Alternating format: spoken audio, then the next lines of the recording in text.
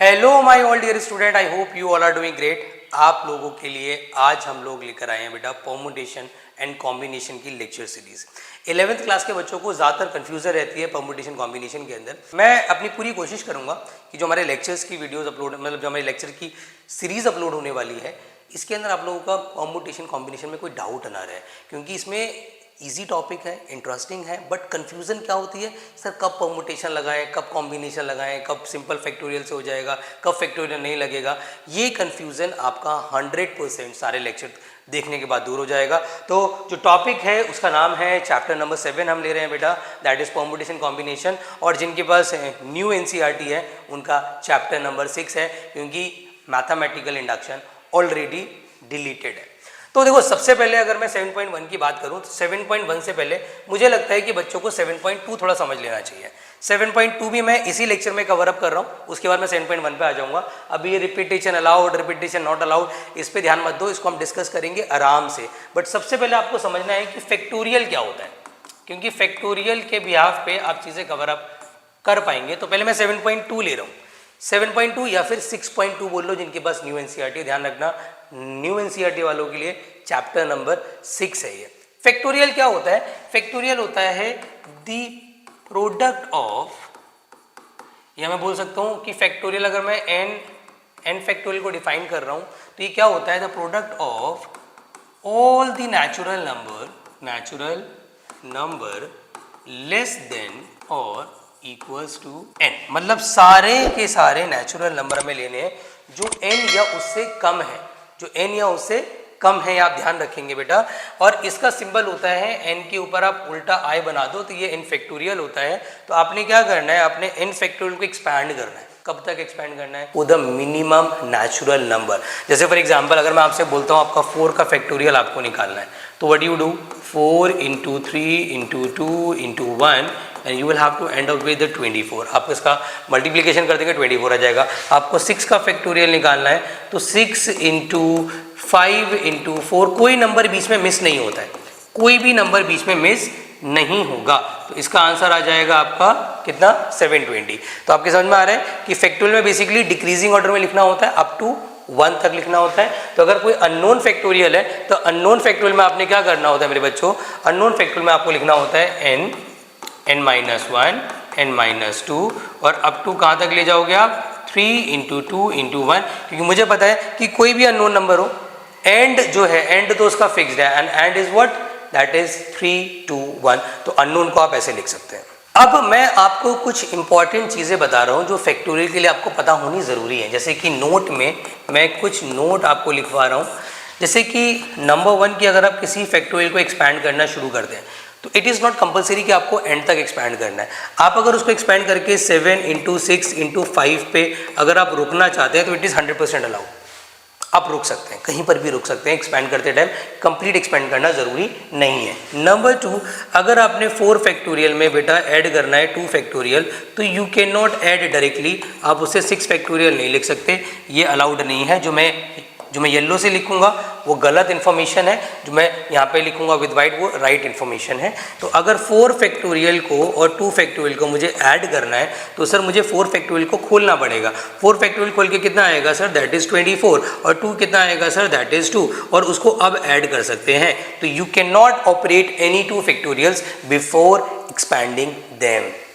अगर मल्टीप्लाई की मैं बात करूँ तो मल्टीप्लिकेशन में भी सेम लॉजिक है सर, कि अगर आप सोच रहे हैं कि आपको 3 फैक्टोरियल × 4 फैक्टोरियल निकालना है और आप निकाल के सीधा इसको 12 फैक्टोरियल लिख देंगे, गलत है जी, गलत है जी। तो सही क्या है सर? सही है कि you need to expand 3 factorial × 4 factorial. अगर आपके पास है तो 3 का फैक्टोरियल 6 होता है, 4 का फैक्टोरियल 24 होता है, और 24 × 6 मुझे नहीं पता है, आप लोग मल्टीप्लाई कर लेंगे। ठीक है जी, आप मल्टीप्लाई उसको कर लेना। ऐसे ही बेटा डिवीजन का कॉन्सेप्ट है, ऐसे ही सब्ट्रैक्शन का कॉन्सेप्ट है, लेकिन एक कहानी में ट्विस्ट है। वो ट्विस्ट क्या है कि अगर फैक्टोरियल सेम हो तो वो ऐड भी हो सकते हैं, सब्ट्रैक्ट भी हो सकते हैं, डिवाइड भी हो सकते हैं, सब कुछ हो सकते हैं। एग्जाम्पल के तौर पे जैसे मैं बात कर रहा हूँ, अगर मेरे पास है 4 फैक्टोरियल और मेरे पास है पॉजिटिव का 4 फैक्टोरियल, तो वी कैन ऐड देम, तो क्या आ जाएगा? उसका ट्वाइस आ जाएगा। अगर मेरे पास है फॉर एग्जाम्पल 6 फैक्टोरियल और नीचे है 4 फैक्टोरियल और मुझे पता अभी नहीं कट सकता ये, अभी इसका कटना अलाउड नहीं है। तो व्हाट वी कैन डू, हम 6 फैक्टोरियल को एक्सपैंड कर सकते हैं। कैसे कर सकते हैं, हम इसको लिख सकते हैं 6 × 5 × 4 फैक्टोरियल अपॉन में 4 फैक्टोरियल। 4 फैक्टोरियल से 4 फैक्टोरियल गया, क्या बचा सर, 6 × 5 and which is equal to 30। तो ये अलाउड है। तो सेम बना लो, सेम बना के काट दो, कोई प्रॉब्लम नहीं है, बट सिमिलर ही होना चाहिए। दूसरी बड़ी इंपॉर्टेंट चीज़ बेटा, किसी भी नेगेटिव नंबर का फैक्टोरियल एग्जिस्ट नहीं करता है। मतलब अगर मैं बात करूं, मैं आपसे बोलूं कि -3 का फैक्टोरियल निकालूं, इन्फिनिटी नहीं हो सकता, क्योंकि factorial it only works for the natural number. तो ये नेचुरल नंबर के लिए काम करेगा। तो ये आपके नेगेटिव का तो फैक्टोरियल ऑब्वियसली पॉसिबल नहीं है। ऐसे ही किसी फ्रैक्शन का या किसी डेसिमल नंबर का भी फैक्टोरियल नहीं होता है। They are not divine, infinity है, ये आपने ध्यान रखना है। अब न्यूमेरिकल कैसे बनेंगे, exercise number 7.2 is going to be very very easy. मैं कुछ क्वेश्चंस ले रहा हूँ यहाँ पर, आप देखते ही समझ जाओगे कि अप्रोच क्या लगानी है।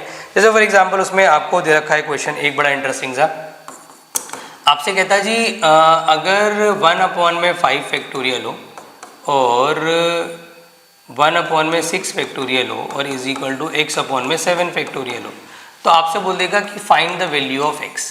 या तो इस टाइप के क्वेश्चन है, नॉर्मल क्वेश्चन है, normal addition, normal subtraction, normal division.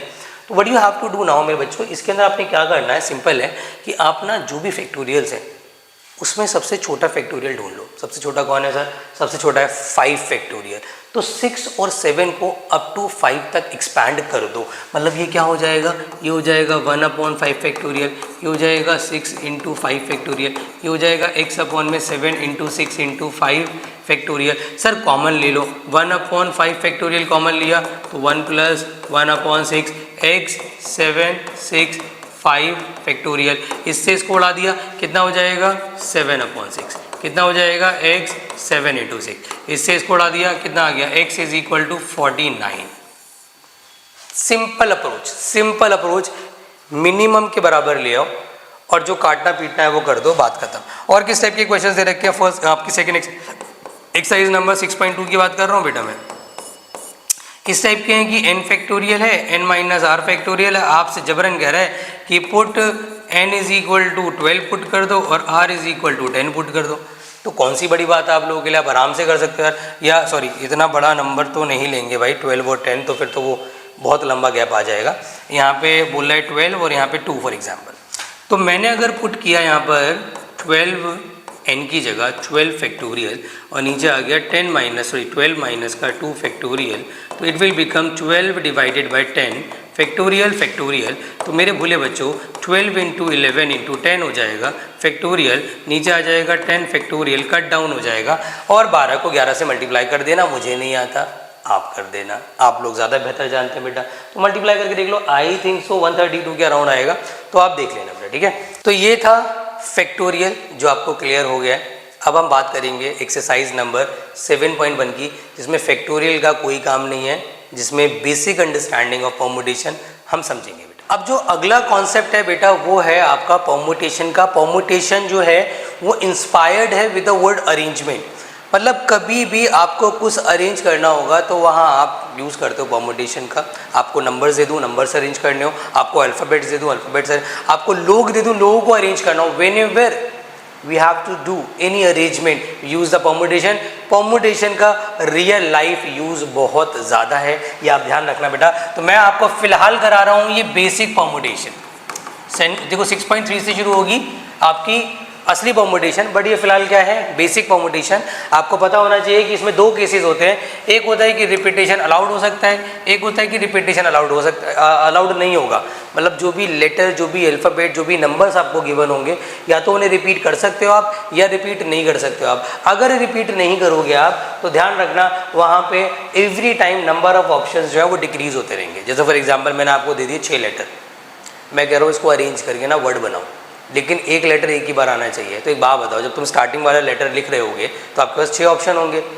जब अगले लेटर पे जाओगे तो जो पहले लेटर लिख दिया वो रिपीट नहीं होगा, तो अगले के लिए 6 की जगह 5 हो जाएंगे, फिर 4 हो जाएंगे। तो इसमें नंबर ऑफ ऑप्शंस जो हैं वो रिड्यूस होते रहते हैं। जबकि मैं अगर बोल दूं कि भैया मैंने आपको लेटर 6 दिए, मैं कह रहा हूँ इसको अरेंज करके वर्ड बनाओ, और मैंने बोल दिया कि रिपीटेशन अलाउड है, तो अगर पहला आपका ए आ गया तो अगला भी आपका ए आ सकता है, रिपीटेशन इज अलाउड। तो दोनों में बहुत बेसिक सा डिफरेंस है कि इसमें नंबर ऑफ ऑप्शन हमेशा सेम रहते हैं, उसमें नंबर ऑफ ऑप्शन हमेशा डिक्रीज करते रहते हैं। बस इतना सा ही फंडा है, उस पर बेस्ड आपकी 7.1।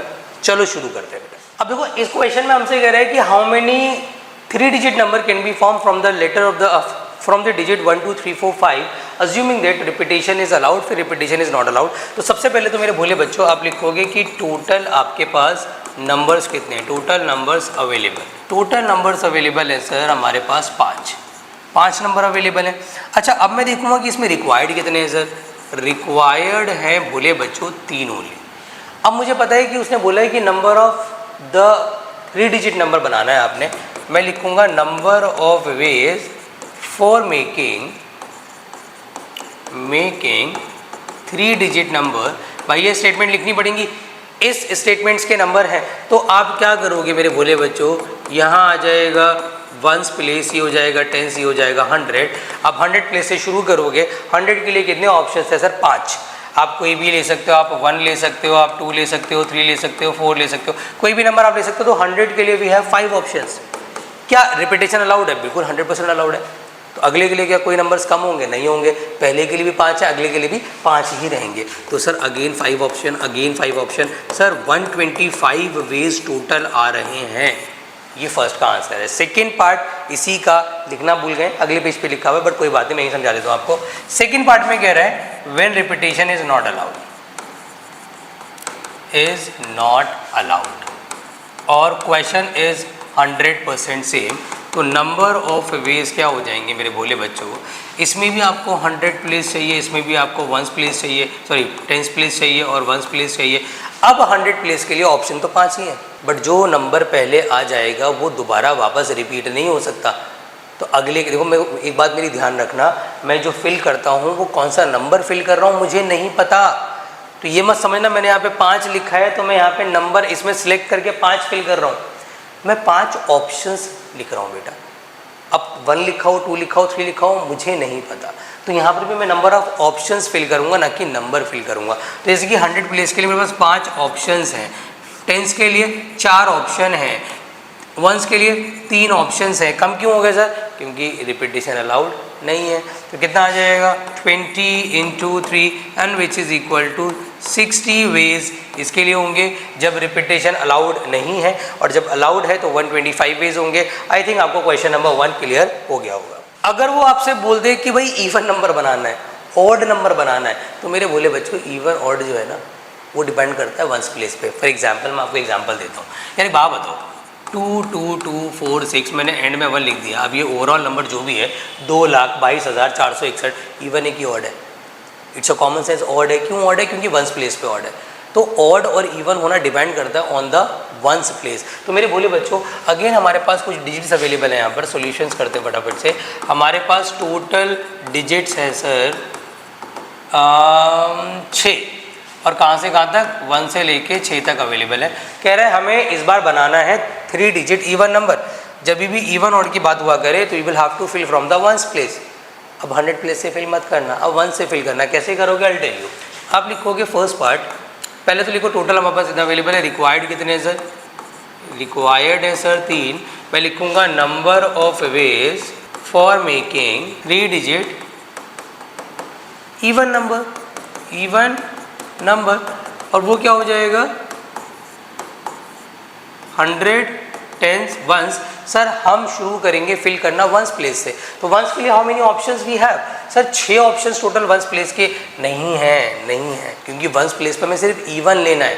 अब इवन देखो ना कितने, इवन में एक हमारा 2 हो गया भाई, एक 6 हो गया, एक 4 हो गया। तो हमारे पास इवन नंबर्स अवेलेबल है टोटल 3। अब यहाँ पर तो 3 ही आ सकता है ना, या तो 2 या 4 या 6, कुछ और तो फिल कर नहीं सकते। तो अब रिपीटेशन अलाउड है, तो अगर इसके लिए 3 ऑप्शन है, अब यहाँ पे 10s और 100 पे सर कुछ भी लिखो हमें फ़र्क नहीं पड़ता। तो इसके लिए 6 ऑप्शन होंगे, इसके लिए 6 ऑप्शन होंगे। तो यहाँ पर आ जाएगा 36 × 3। सर आई थिंक ये आएगा 108 वेज। अच्छा सर एक बात बताइए, अगर यहाँ पे रिपीटेशन अलाउड नहीं होता, फॉर एग्जाम्पल बढ़िया क्वेश्चन पूछा है, बता देते हैं। Number of ways when repetition is not allowed. अगर रिपीटेशन अलाउड नहीं है तो क्या करोगे मेरे भोले बच्चों, यहाँ पर अगेन वही रहेगा 100 टेंस वंस, लेकिन इस बार कहानी में ट्विस्ट है। ट्विस्ट ये है कि वंस प्लेस से ही शुरू करोगे। वंस प्लेस के लिए ऑप्शंस कितने हैं आपके पास? वंस प्लेस के लिए ऑप्शंस है आपके पास 3। फिर जो आपका ये वाला प्लेस है जो यहाँ पे आप जब फिल करने आओगे तो 6 ऑप्शन नहीं है। आप कहोगे सर इवन और कुछ भी लगा सकते हैं, बिल्कुल लगा सकते हो, बट जो इवन यहाँ यूज़ हो गया होगा और वो कोई भी यूज़ हो गया होगा वो यहाँ नहीं आ सकता है ना, क्योंकि रिपीटेशन अलाउड नहीं है। तो इसके लिए ऑप्शन फिर 5 ही बचेंगे और इसके लिए 4 बचेंगे, तो टोटल यहाँ पे 60 वेज आएंगे। तो इस बात का आपको ख्याल रखना पड़ेगा कि रिपीटेशन नॉट अलाउड में भैया नंबर ऑफ ऑप्शन रिड्यूस कर दो। तो ये इवन का केस है, आई विश आपको क्लियर हो गया होगा बेटा। अब मैं ले रहा हूँ आपके एक्सरसाइज का क्वेश्चन नंबर 4, बहुत प्यारा क्वेश्चन है। आपसे कह रहा है how many 5 digit telephone number can be constructed from 0 to 9। बच्चों टोटल डिजिट्स तो मेरे पास अवेलेबल हैं, वो हैं सर टोटल 10 है ना, 0 से लेके 9 तक। कह रहा है भाई ऐसा नंबर बनाओ जिसकी शुरुआत 67 से हो। ऐसे ही तो करती है कंपनी। वोडाफोन की शुरुआत 9711, मेरा नंबर आपको याद ही होगा बेटा। उसके अलावा आप देखेंगे 8447, तो सीरीज़ जो होती है टेलीफोन नंबर की उसका इनिशियल नंबर हमेशा फिक्स्ड होता है। तो इन्होंने भी, कंपनी वालों ने अपना इनिशियल नंबर फिक्स कर रखा है। अच्छा रिक्वायर्ड नंबर कितने हैं सर? रिक्वायर्ड है सर 5। रिक्वायर्ड है 5। मुझे पता है नंबर ऑफ वेज बताना है, number of ways for making 5 digit telephone number. तो मेरे भोले बच्चों आप फटाफट से बॉक्सेस बना दें, क्योंकि यहाँ पे डिजिट 5 है तो आपने बॉक्सेस बनाए। तो स्टार्टिंग में 6 और 7 फिक्स कर दिया, मतलब यहाँ पे कुछ और नहीं आ सकता। क्या रिपीटेशन अलाउड है sir? No digit appears more than once. कोई डिजिट एक से ज़्यादा नहीं आ सकती, मतलब 6 और 7 आ चुका है तो वो दोबारा नहीं आ सकता। तो 6 के लिए ऑप्शंस कितने हैं? इस प्लेस के लिए सर एक ही ऑप्शन था, फेल हो गया। इसके लिए एक ही ऑप्शन था, फेल हो गया। टोटल ऑप्शन 10 थे सर, 2 यूज़ हो गए। सर रिड्यूस कर दो, तो 10 की जगह कितना आ जाएगा अब?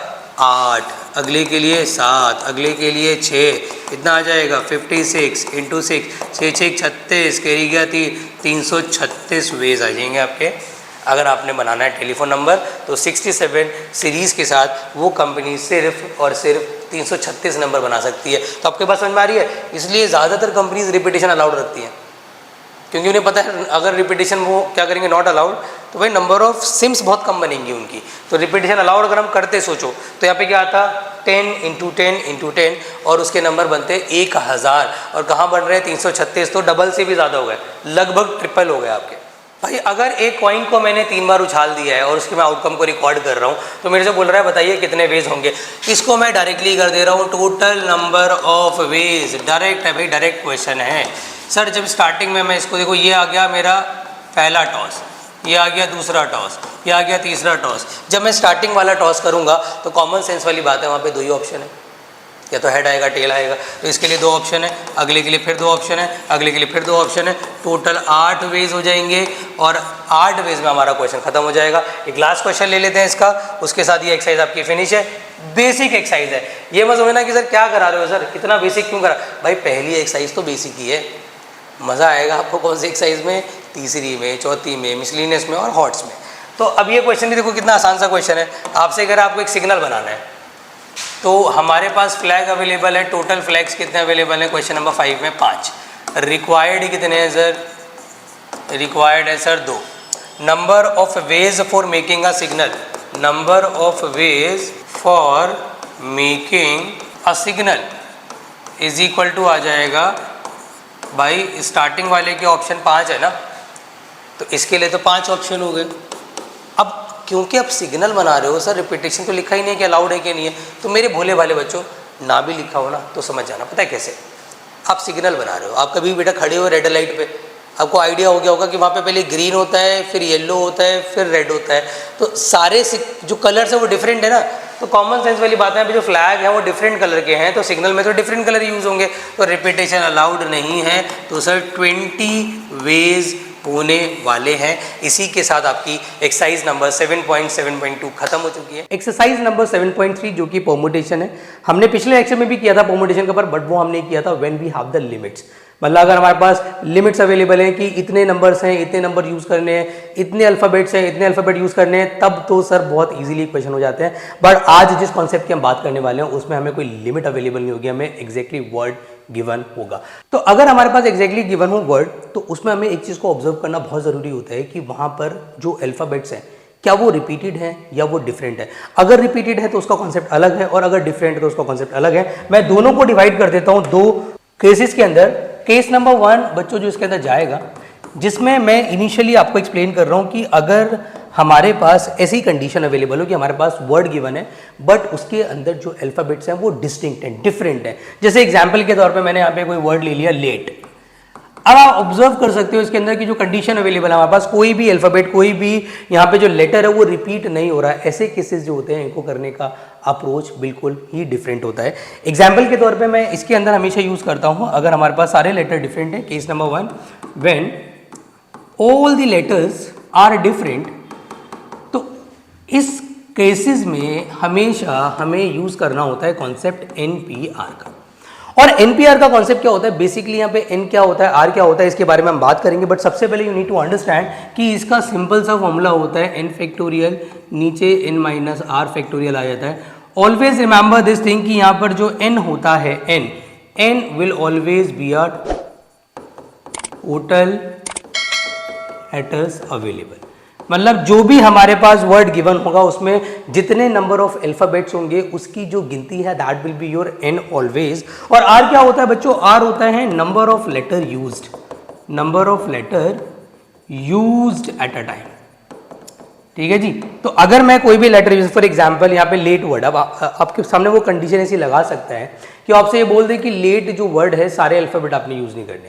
वो आपसे बोल सकता है 2 लेटर यूज करने हैं, लेटर 3 यूज करने हैं, तो R can be change in each part, but जो N है वो कभी चेंज नहीं होता है, इसे आप ध्यान रखेंगे।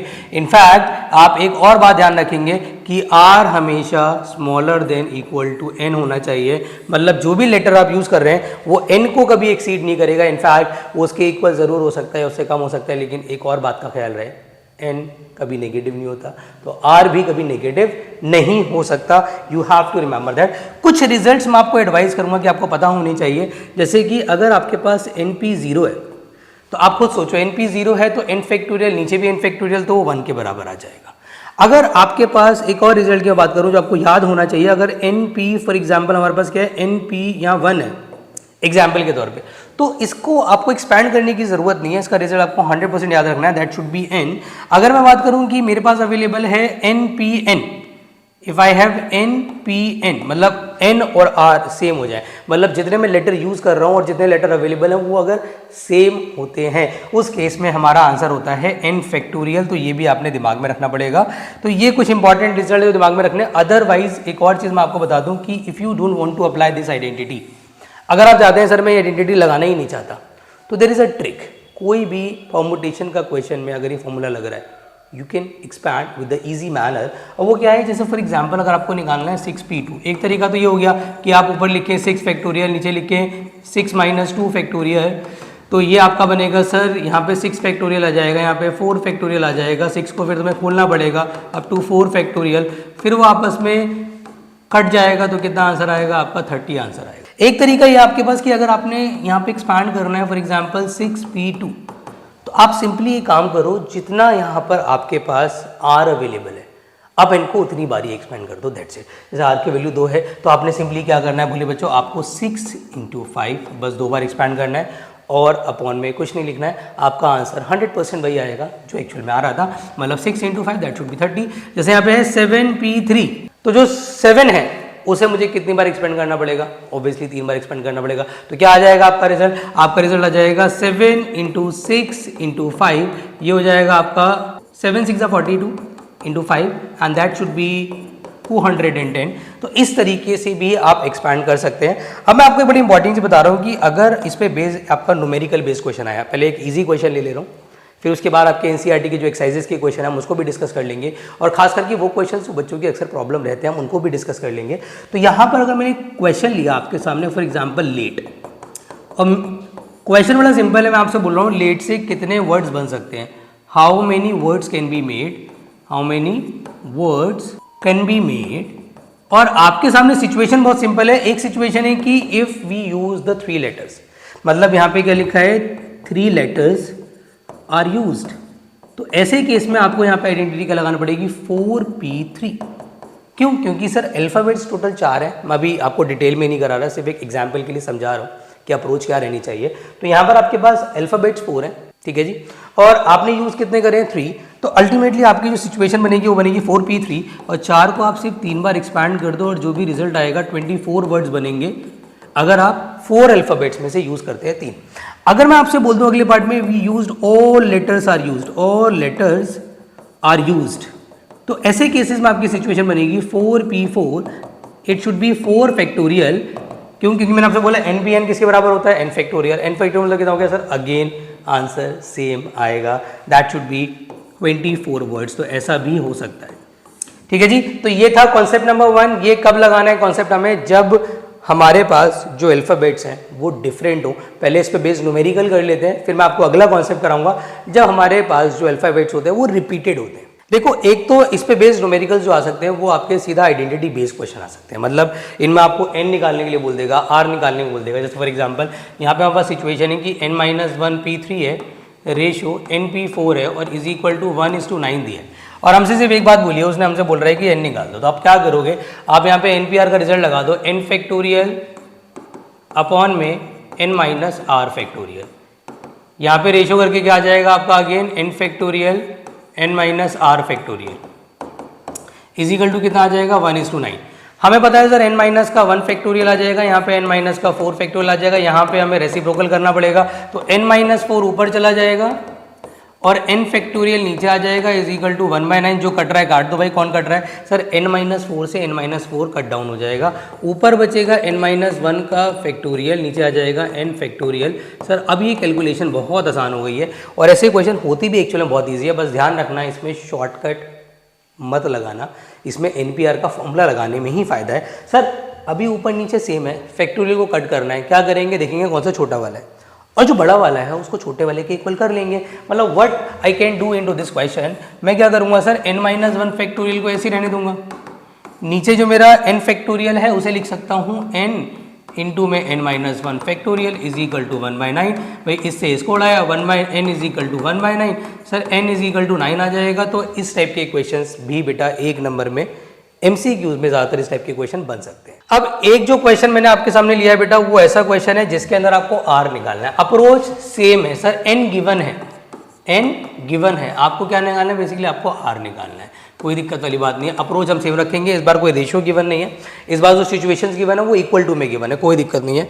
हम क्या करेंगे सर, सबसे पहले यहाँ पे NPR का फॉर्मूला लगा देंगे, n फैक्टोरियल अपॉन में n- का r factorial is equal to, sir यहाँ जाएगा 2 इंटू में 6 फैक्टोरियल, नीचे आ जाएगा 6 - r + 1। देखो ध्यान रखना, जब आप इसमें से इसको सब्ट्रैक्ट कर रहे हो तो इसके साइन चेंज कर रहे हो, तो r will be negative and 1 will be positive, इस बात का बहुत ज़्यादा ख्याल रहे आपको बेटा।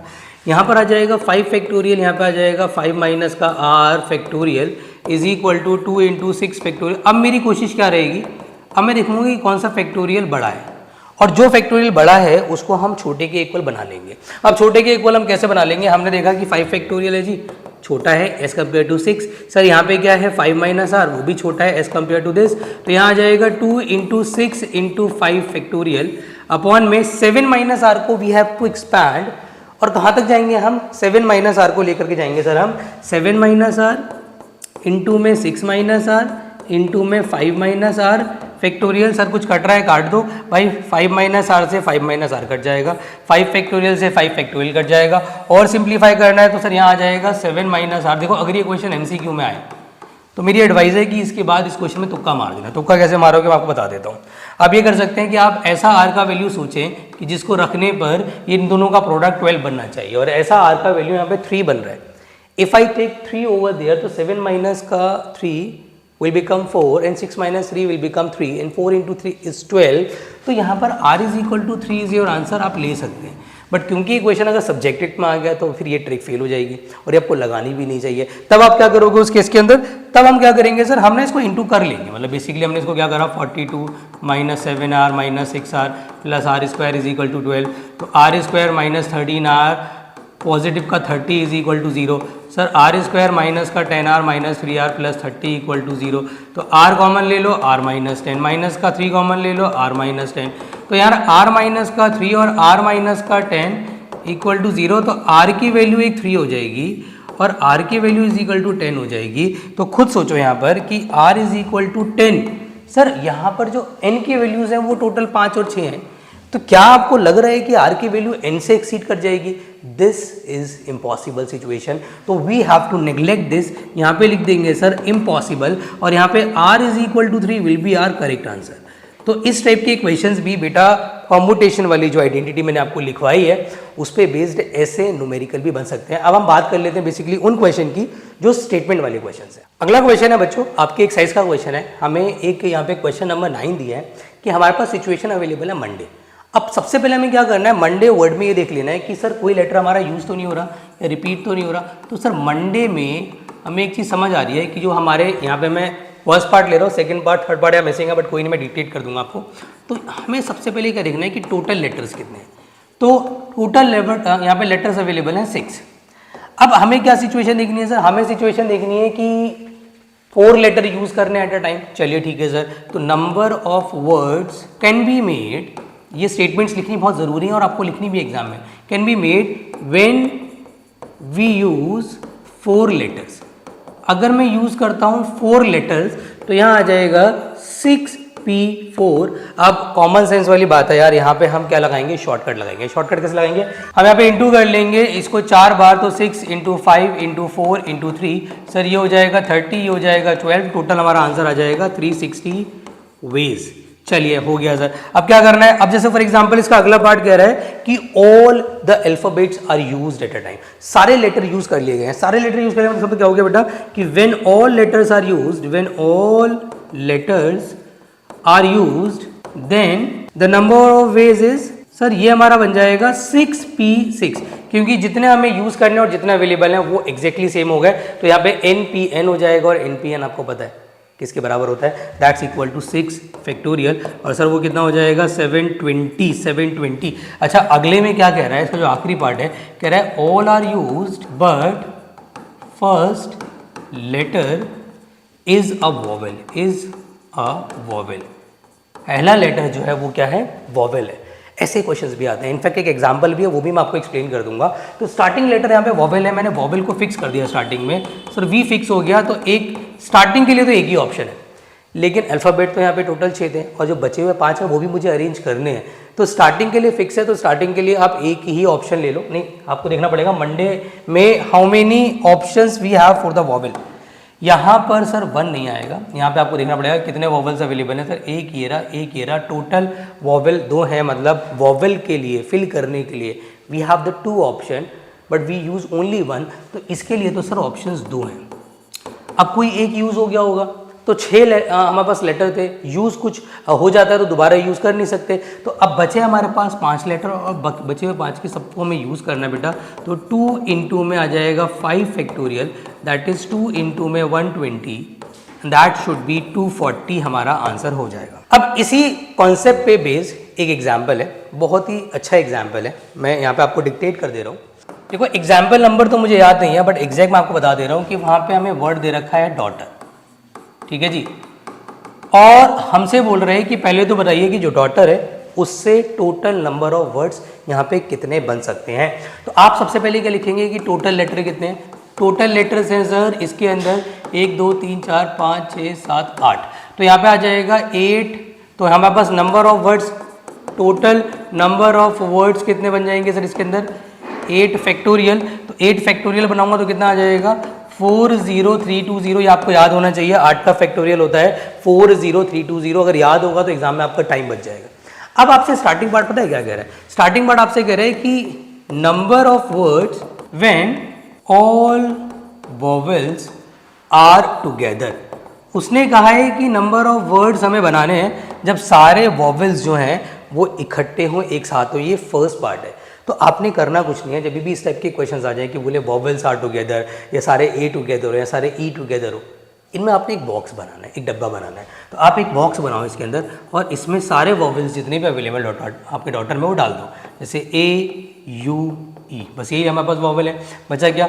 D G H T R. Now what you have to do, आप सबसे पहले क्या करोगे, बॉक्स के बाहर की कैलकुलेशन करोगे। बॉक्स के बाहर की कैलकुलेशन करोगे तो क्या हो जाएगा, 1 2 3 4 5, और ये बॉक्स भी एक अल्फ़ाबेट की तरह काम करेगा। और अप्रोच यही लगानी है, जब भी बोले ना ये टुगेदर वो टुगेदर, सबसे बढ़िया तरीका है पहले बॉक्स के बाहर की कैलकुलेशन, बॉक्स को एक अल्फ़ाबेट की तरह ट्रीट कर लो, फिर बॉक्स के अंदर की कैलकुलेशन कर दो, बात खत्म हो गई। तो यहाँ पर आ जाएगा सर 6 फैक्टोरियल इनटू, अब ये तो बॉक्स के बाहर की कैलकुलेशन हो गई, बॉक्स के अंदर कितने अल्फ़ाबेट मैंने फिक्स करे हैं 3, तो इनटू में कितना आ जाएगा बच्चों 3 फैक्टोरियल, तो ये हो जाएगा हमारा आई थिंक 6 हो जाएगा 720, और इनटू में आ जाएगा सर 6, और ये आ जाएगा 4320। अब एक और सवाल जो इसने इसके साथ अटैच्ड कर दिया है, वो ये कर दिया है कि सारे वॉवल्स एक साथ नहीं है। तो दिमाग लगाओ, अगर सारे वॉवल एक साथ नहीं है, अब सोचने वाली बात है ये, अगर सारे वॉवल्स एक साथ नहीं है, इसको आप स्ट्रेट निकालने जाओगे ना, आप नहीं निकाल पाओगे। द बेस्ट ऑप्शन इज कि आप एक काम कर सकते हो, आप ना इसमें अप्रोच ये लगा दो इसके सेकेंड पार्ट में कि number of words when all vowels are not together will be, क्या आ जाएगा भाई, जितने टोटल लेटर्स हैं और जो एक साथ होने की हो सकती है उन दोनों को सब्ट्रैक्ट कर दो। ये ही तरीका है बेस्ट आपको सॉल्व करने का। मतलब सर 40320 में से हम सब्ट्रैक्ट करेंगे तो सर हमारा 36,000 आएगा। क्या ये हमारे नंबर ऑफ वर्ड्स होंगे जब हमारे वॉवल एक साथ नहीं है? बिल्कुल। बच्चों को उनमें एक डाउट आता है कि सर अगर ये सवाल सिर्फ हमसे इतना ही पूछा होता कि वॉवल्स एक साथ नहीं है बताइए, तो क्या इसको स्ट्रेट करने का कोई तरीका है? तो मैं कहता हूँ कोई तरीका नहीं है। आपके पास एक ही ऑप्शन है, find the total number of words, find the number of words जिसमें वॉवल्स टुगेदर है, और दोनों को सब्ट्रैक्ट करके ही आप पता लगा सकते हैं कि vowels are not comes together को कैसे निकालना है। उसके बाद आते हैं बच्चों ऐसे वर्ड्स पर जहाँ पर हमारे पास जो लेटर्स अवेलेबल होंगे और उस पर बेस्ड बहुत ही अच्छे अच्छे क्वेश्चन है। मेरी कोशिश ये है कि इस लेक्चर के अंदर 7.3 हमारा पूरा कंप्लीट हो जाए, और इस कॉन्सेप्ट के बाद वो कंप्लीट हो भी जाएगा। आप सारे एग्जाम्पल्स, बेटा इसके एग्जाम्पल्स भी बहुत इंपॉर्टेंट है, तो एग्जाम्पल मत छोड़ना। आप सारे एग्जाम्पल्स और सारे न्यूमेरिकल ऑफ एक्सरसाइज नंबर 7.3 जरूर लगा लेना। अब मैं बात कर रहा हूँ कि अगर हमारे पास ऐसी सिचुएशन क्रिएट हो कि हमारे पास ये इसका अगला केस है, केस नंबर 2, कि when letters are not distinct in words, मतलब जो भी आपके अंदर जो भी वहाँ पे सिचुएशन में वर्ड आपको एग्जैक्टली गिवन है, उसमें जो अल्फ़ाबेट्स हैं, जो लेटर्स हैं, वो रिपीट नहीं होंगे। और ऐसी सिचुएशन अगर क्रिएट हो जाती है मेरे भोले बच्चों, तो आपने वहाँ पर हमेशा एक काम करना होता है कि नंबर ऑफ वेज निकालने का बहुत सिंपल तरीका है कि n फैक्टोरियल ऊपर लेना होता है, नीचे आता है r1 का फैक्टोरियल, r2 का फैक्टोरियल, अप टू Rn का फैक्टोरियल। तो इस तरीके से आपने इसमें काम करना होता है। अब सर ये n क्या है, r1 क्या है, r2 क्या है, इसके बारे में बात कर लेते हैं बच्चों। तो n होता है कि वहाँ पर कितने टोटल, मैं कहूँगा कितने लेटर्स अवेलेबल है, ये हमारा यहाँ पर n हो जाएगा। और अगर मैं r1 r2 की बात करूँ तो r1 r2 up to Rn ये क्या है, ये है रिपीटेड लेटर, मतलब जितने अल्फ़ाबेट्स अवेलेबल है वो n से डिनोट होगा, और जो रिपीट हो रहे हैं लेटर्स वो हमारे r1 r2 r3 करके हो जाएंगे अप टू Rn तक। जैसे एग्जांपल के तौर पे मैंने यहाँ पे कोई वर्ड ले लिया, I have taken a word again. अब अगर आप ऑब्जर्व करेंगे तो अगेन के अंदर जो अल्फ़ाबेट्स अवेलेबल हैं वो कितने अवेलेबल है, टोटल अल्फ़ाबेट्स अवेलेबल है 5। क्या इसमें कोई लेटर रिपीट हो रहा है? 100% आपको दिख रहा होगा कि यहाँ पे एक लेटर रिपीट हो रहा है विच इज़ ए। तो यहाँ पर अगर मैं आपसे पूछूं कि नंबर ऑफ वेज कितने होंगे, तो आप बहुत आराम से बोल सकते हैं सर नंबर ऑफ वेज होंगे 5 फैक्टोरियल अपॉन में आ जाएगा सर 2 का फैक्टोरियल। तो अल्टीमेटली अगर मैं इसको सिंप्लीफाई करूंगा तो it will become 5 into 4 into 3। अब अपॉन में 2 से 2 कट जाएगा, तो ऑब्वियस सी बात है यहाँ पे आंसर जो आएगा वो कितना आएगा 20 एंड इंटू 3 60 वर्ड्स हमारे बन जाएंगे, क्योंकि यहाँ पे रिपीटेड ए है तो 60 वर्ड्स टोटल बनेंगे। या एक और एग्जांपल मैं आपके सामने ले लेता हूँ। फॉर एग्जांपल मैंने आपसे कहा कि मेरे पास वर्ड अवेलेबल है बनाना, तो आप सबसे पहले देखेंगे कि यहाँ पे सर टोटल अल्फ़ाबेट्स कितने हैं। तो यहाँ पे अल्फ़ाबेट्स हो गए टोटल 6, उसमें नंबर ऑफ एज कितने हैं, ए हैं 3, नंबर ऑफ एन्स कितने हैं, एन्स हैं हमारे 2। अब आपको एक चीज़ समझनी पड़ेगी कि जितनी बार जो लेटर रिपीट हो रहा है, चाहे एक लेटर रिपीट हो, चाहे 2 लेटर, चाहे 3 लेटर, जितनी बार रिपीट हो रहे हैं उससे आपको डिवाइड करना बेहद ज़रूरी है बेटा। तो यहाँ पे नंबर ऑफ वर्ड्स हमारे कितने बन जाएंगे सर, इट विल बिकम, ऊपर तो आएगा n फैक्टोरियल, n मतलब होता है टोटल, तो वो 6 है, अब रिपीट कौन कौन हो रहा है सर? रिपीट हो रहा है ए, वो भी कितनी बार? वो भी रिपीट हो रहा है 3 बार, तो आपको वहाँ पे 3 बार लेना पड़ेगा उसको, मतलब you will have to divide by the 3 factorial and 2 factorial. बेटा इसको आप सिंप्लीफाई कर ले, 6 इंटू 5 इंटू 4, मैं इसकी और करा रहा हूँ कैलकुलेशन, आगे की कैलकुलेशन मैं नहीं कराऊंगा, तो आप खुद से कर लेंगे। तो यहाँ 3 फैक्टोरियल आ जाएगा, यहाँ पे 2 इंटू 1 कर लो, इससे ये कट जाएगा, इससे ये कट जाएगा 10, तो 60 वर्ड्स हमारे बन सकते हैं with the letter of the word bananas if we are using all the letters. तो आई विश बेटा आप लोगों को क्लियर हो गया होगा। अब मैं आपके एनसीईआरटी की एक्सरसाइज के कुछ इंपॉर्टेंट क्वेश्चंस ले रहा हूँ। देखो अगला क्वेश्चन जो मैंने आपके सामने लिया बेटा, ये बहुत ही प्यारा क्वेश्चन है, बहुत अच्छा क्वेश्चन है, इसको आराम से आप समझना। इसके अंदर आपको दे रखा है, मैं बात कर रहा हूँ एक्सरसाइज नंबर 7.3 के क्वेश्चन नंबर 10 की बेटा। इसमें आपको बोल रहा है कि हमारे पास एक यहाँ पे वर्ड अवेलेबल है, वो है मिसिसिपी। We have Mississippi. अगर आपको ना पता हो तो मैं आपको बता दूं बेटा, ये जो वर्ड है मिसिसिपी, आई थिंक ये ऑस्ट्रेलिया में शायद कोई रिवर का नाम है, तो ऐसा मत समझना कि कोई नेम नहीं है, it's a name of a river, ये रिवर का एक नाम है। अब यहाँ पे जो अल्फ़ाबेट्स हैं वो आपको गिनने हैं टोटल, और यहाँ पे एग्जैक्टली आपको गिनना है कि कौन कौन से लेटर रिपीट हो रहे हैं, और जो रिपीटेड लेटर है भाई उससे डिवाइड करना बेहद ज़रूरी है। तो फिलहाल तो आपसे बोल रहे हैं कि eyes do not come together का निकालना है। मैंने आपसे कहा था कि ऐसा कोई कॉन्सेप्ट नहीं होता जिसमें आप स्ट्रेट निकालें, आपके पास एक ही ऑप्शन है, आप पहले टोटल निकालेंगे, फिर आप निकालेंगे कि दे आर मतलब ऑल आइज आर टुगेदर, फिर दोनों को सबट्रैक्ट करेंगे, तब आपका निकलेगा कि आइज आर नॉट टुगेदर। तो यहाँ पे टोटल लेटर्स कितने? तो सर टोटल लेटर्स है हमारे पास 1 2 3 4 5 6 7 8 9 10 11, तो ऊपर आ जाएगा 11। चलिए ठीक है सर, कौन कौन रिपीट हो रहा है सर? पहले तो रिपीट हो रहा है number of eyes, number of eyes कितनी बार है? 4 बार। फिर रिपीट हो रहा है नंबर ऑफ एसेस, एसिस कितनी बार है? 4 बार। फिर रिपीट हो रहा है, जितने रिपीट हो रहे हैं भाई मेंशन कर दो। नंबर ऑफ पीस कितनी बार आ रहे हैं? 2 बार आ रहे हैं। चलिए सर अब हम क्या करेंगे, पहले हम निकालेंगे टोटल नंबर ऑफ वर्ड्स कितने बन सकते हैं। वो बन सकते हैं सर 11 फैक्टोरियल अपॉन में 4 फैक्टोरियल, 4 फैक्टोरियल एंड 2 फैक्टोरियल, ये टोटल वर्ड्स आ गए। इसमें कोई कंडीशन नहीं है, यहाँ पे सारे अल्फ़ाबेट्स यूज हो रहे हैं और विदाउट एनी कंडीशन।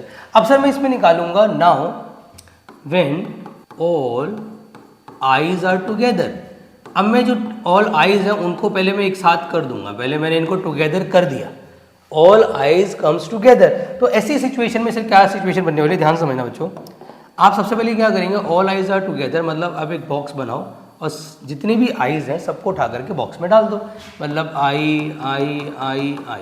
आपसे मैंने कहा था कि कभी भी बोला करे कि ये एक साथ आना चाहिए, वो एक साथ, तो एक बॉक्स बनाना है, बॉक्स में सबको डाल देना है और जो बच जाएगा उसको बाहर ले लेना है। कौन कौन बच गया भाई? एम बच गया, S S S S P P बच गया। तो मैंने आपसे क्या बोला, पहले करेंगे बेटा, हमेशा ध्यान रखना, पहले करेंगे बॉक्स के बाहर की कैलकुलेशन, फिर करेंगे बॉक्स के अंदर की कैलकुलेशन।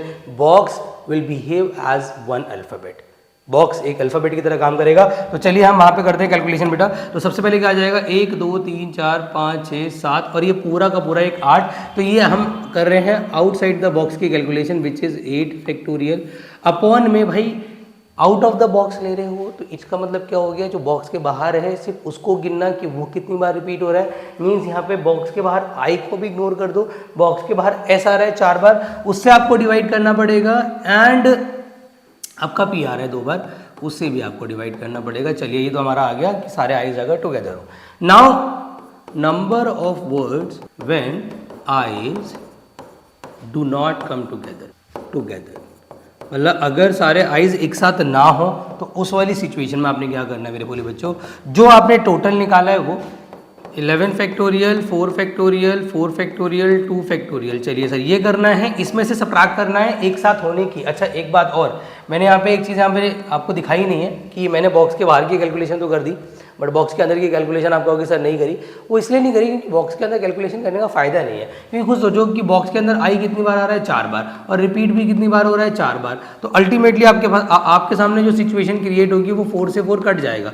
तो बॉक्स के अंदर आप अरेंज करो या ना करो कोई खास फर्क नहीं पड़ता है। तो हम क्या करेंगे सर, हम सिर्फ इसको सबट्रैक्ट कर देंगे, यहाँ से जो भी हमारा आंसर आएगा वो ये आंसर होगा कि हमारे आई एक साथ नहीं है। तो ये एक बहुत ही अच्छा क्वेश्चन है, एक बार आप अपनी जो वीडियो उसको पॉज करें और इसको नोट डाउन कर लें। अब भाई एक बहुत ही अच्छा क्वेश्चन है और मैं आपको बता दूं बेटा, ये पिछले 8-10 सालों में ना इतनी बार रिपीट हुआ है कि मैं आपको बता नहीं सकता। एंड ये क्वेश्चन इसलिए भी इम्पोर्टेंट है कि जो इसका आखिरी वाला पार्ट है ना, वो बच्चों को बहुत परेशान करता है। तो मैं बहुत आराम से बहुत डिटेल में आपको कराऊंगा, ध्यान समझना बेटा। सबसे पहले आपके पास जो भी यहाँ पे अल्फ़ाबेट्स अवेलेबल हैं उनको गिन लो बेटा। आपसे बोल रहा है 1 2 3 4 5 6 7 8 9 10 11 12। तो हमारे पास परमुटेशन में अवेलेबल हैं टोटल लेटर्स, और कौन रिपीट हो रहा है उसको भी फटाफट से गिन लो सर। यहाँ पर सिर्फ और सिर्फ एक ही चीज़ रिपीट हो रही है एंड विच इज़ टी। तो नंबर ऑफ टीज़ यहाँ लिख दो आप, नंबर ऑफ टीज़, और वो भी कितने होंगे बच्चों, 2 होंगे नंबर ऑफ टीज़। चलिए बहुत बढ़िया। अब हम क्या करेंगे सर, अब हम क्या करेंगे, अब ध्यान समझना भाई। सबसे पहले निकाल लो total number of words without any condition. जब भी बहुत सारे पार्ट्स हुआ करें तो टोटल वर्ड्स निकालने हैं। तो वो आ जाएगा 12 फैक्टोरियल अपॉन में 2 फैक्टोरियल, क्योंकि आई थिंक कुछ और तो रिपीट हो नहीं रहा। एक बार आप भी देख लेना बच्चों, अगर कुछ रिपीट हो रहा है तो मेरे हिसाब से टी के अलावा कुछ और रिपीट इसमें नहीं हो रहा है। ठीक है, बढ़िया। चलिए कोई कुछ और रिपीट हो रहा होगा तो प्लीज़ बेटा आप लोग उससे डिवाइड कर लेना इसके अंदर।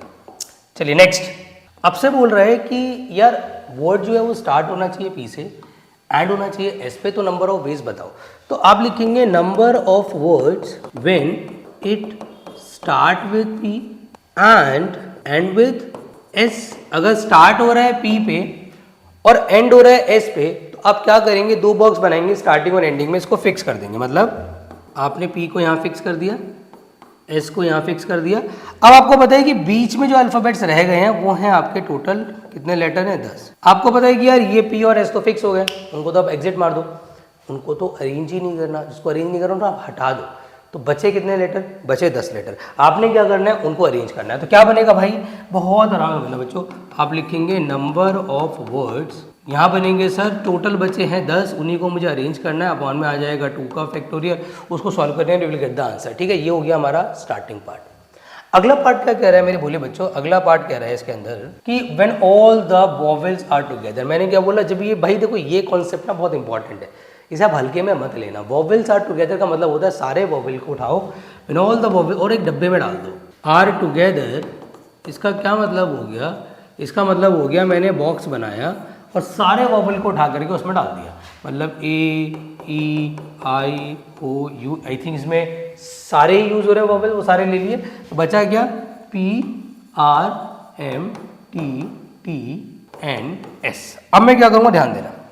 अब मैं सबसे पहले यहाँ पे निकालूंगा नंबर ऑफ वर्ड्स, 1 2 3 4 5 6 7। यहाँ पे मैं लूँगा आउट ऑफ द बॉक्स और इस पूरे बॉक्स को मानूंगा एक अल्फ़ाबेट की तरह। तो टोटल 8 लेटर्स हो गए।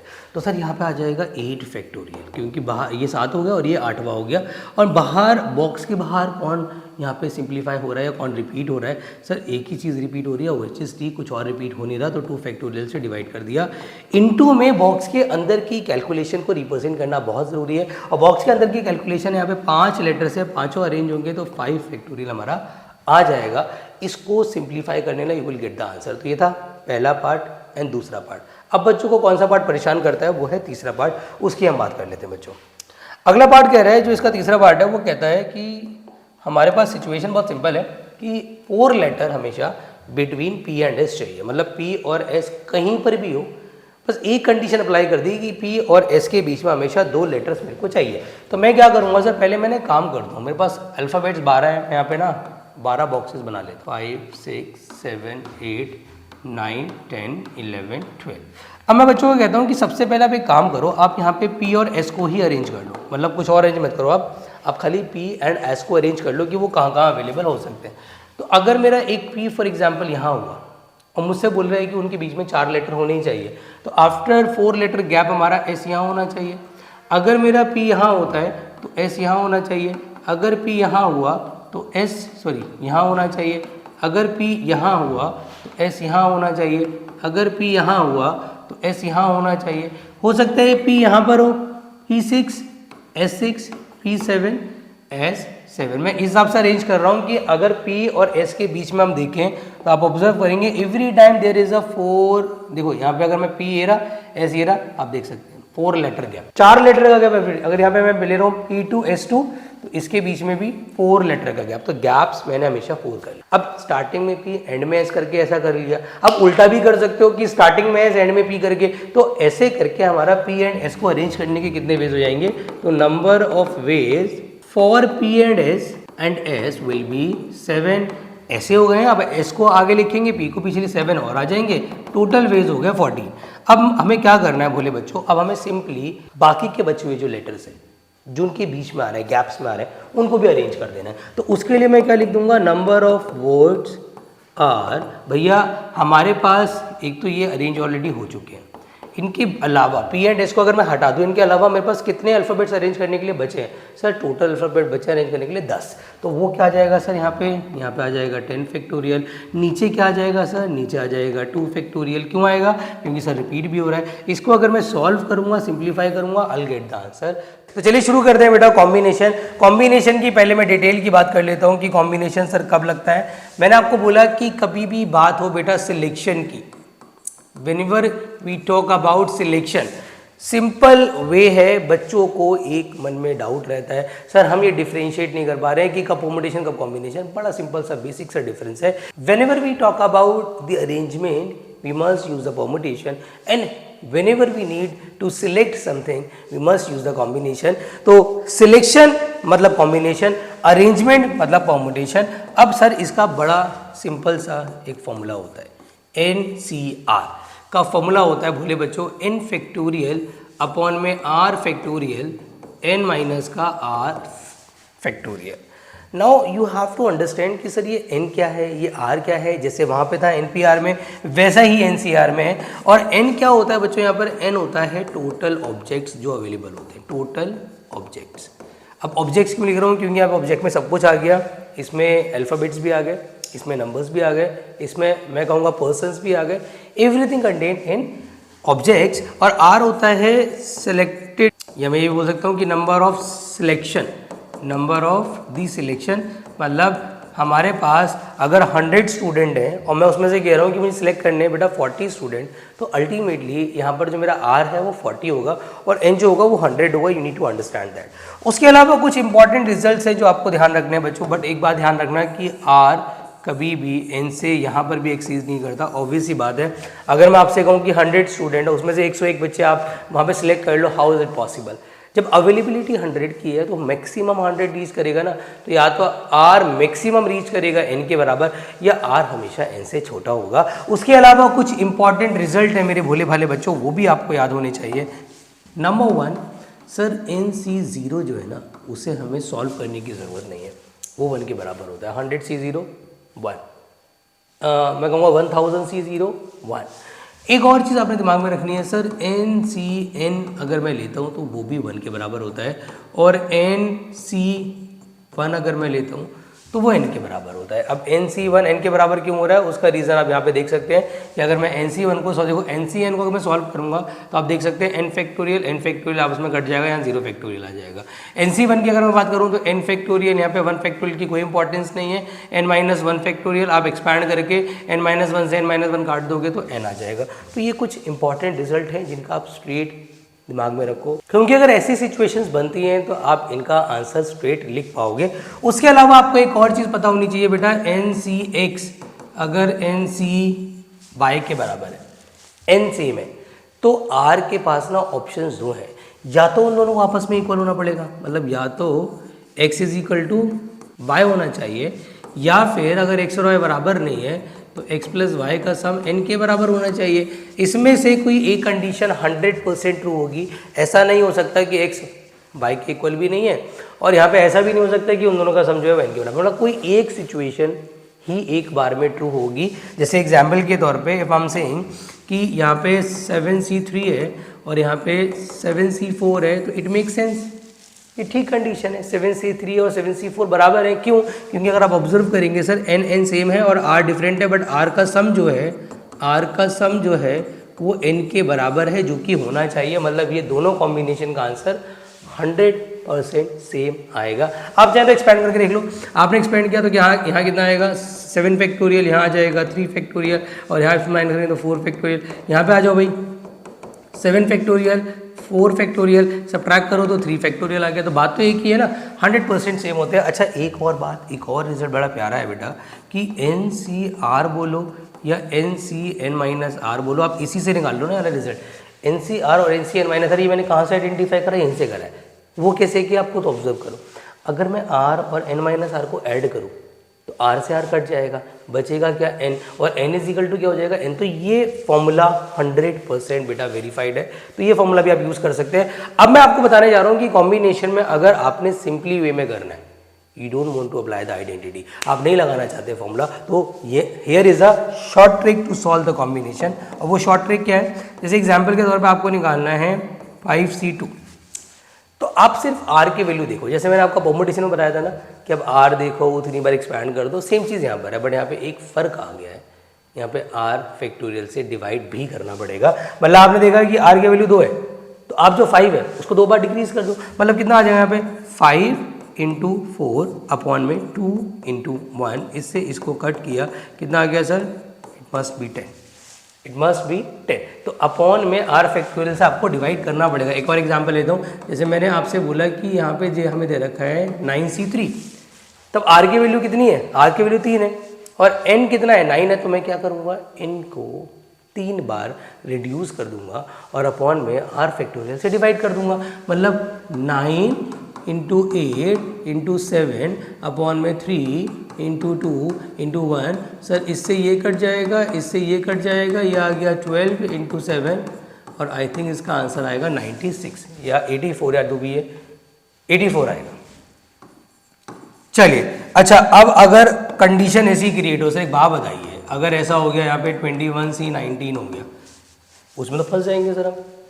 अब तो सर 19 बार एक्सपैंड करना पड़ेगा, तो मैं कहता हूँ अब यहाँ पे 19 बार आपको एक्सपैंड करने की ज़रूरत नहीं है, आपको सिंपली क्या करना है, r छोटा करना है, और r अगर छोटा करना है तो वी हैव एन आइडेंटिटी। मेरे पास ये आइडेंटिटी है ना यार, मैं क्या करूँगा, मैं इसको ये ना लिखे, इसको 21C2 लिख दूंगा।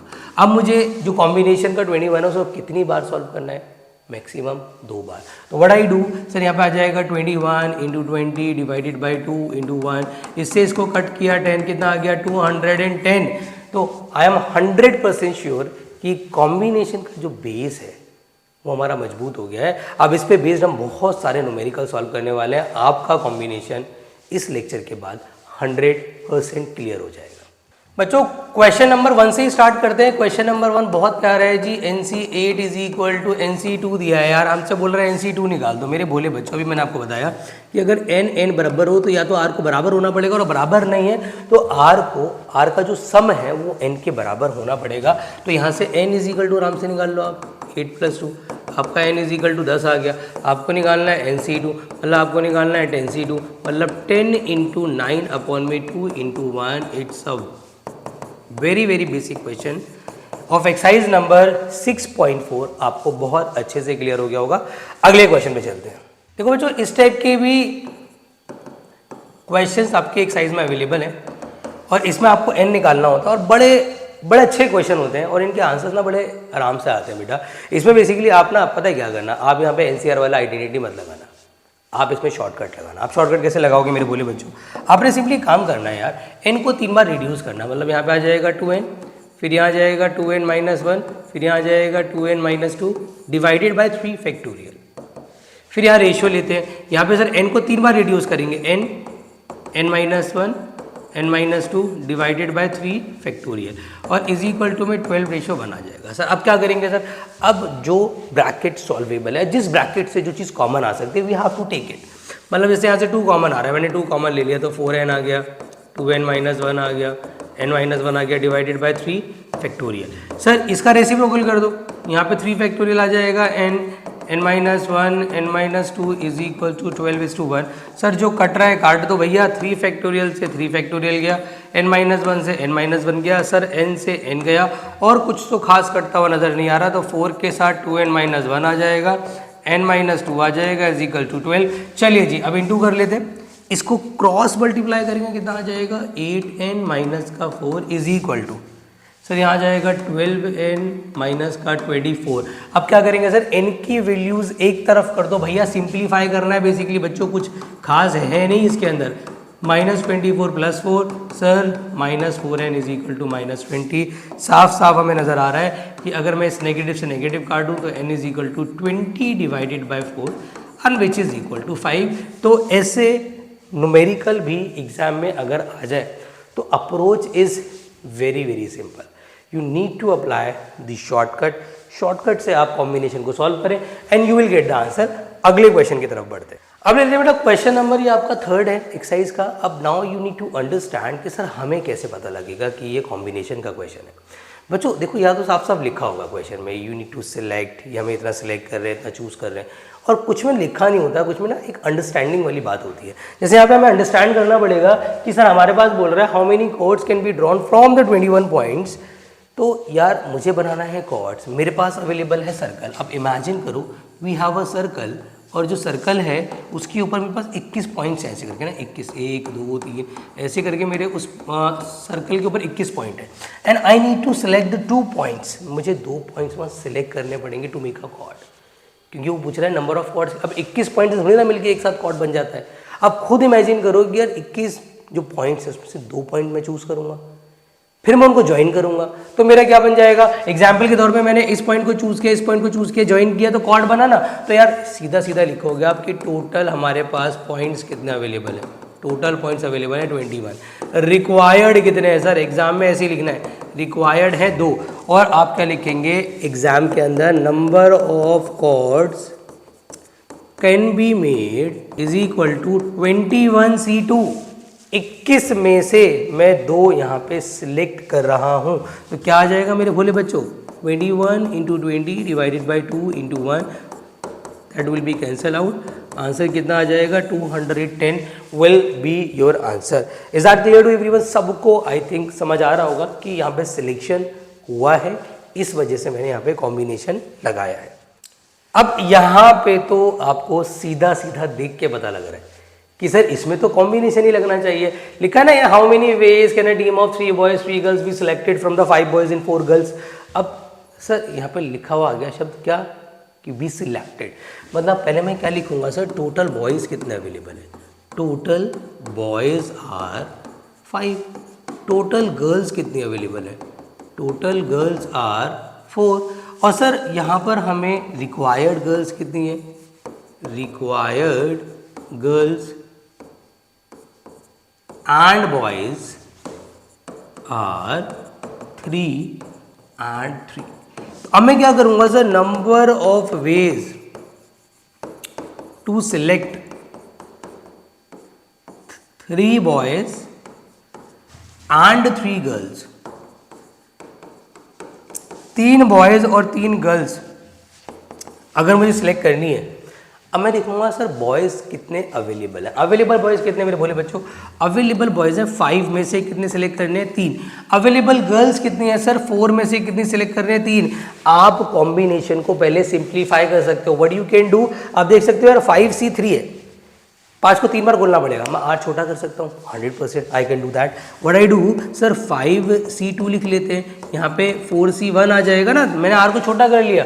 अब 5 को सिर्फ 2 बार बोलना है, 5 × 4 अपॉन में 2 × 1, और इंटू में वही 4C1 हो जाएगा 4। सर कुछ कट रहा है, यस 100%, इससे ये कट जाएगा, यहाँ पे 10 × 4 हो जाएगा, विच इज़ 40 वेज हमारे पास एग्जैक्ट आ जाएंगे। तो आई विश बेटा आप लोगों को ये बहुत ही सिंपल क्वेश्चंस है, समझ आ रहे होंगे, कॉम्बिनेशन का जो कॉन्सेप्ट है वो क्लियर हो रहा होगा। तो अगला क्वेश्चन है, मैं उम्मीद करता हूँ कि आपको कार्ड्स की एक अच्छी नॉलेज होगी, कार्ड्स के बारे में आपको पता होना बहुत ज़रूरी है, अदरवाइज कार्ड्स के क्वेश्चन बेटा होते नहीं है। तो यू नीड टू अंडरस्टैंड कि कार्ड के क्वेश्चन की अप्रोच क्या रहती है।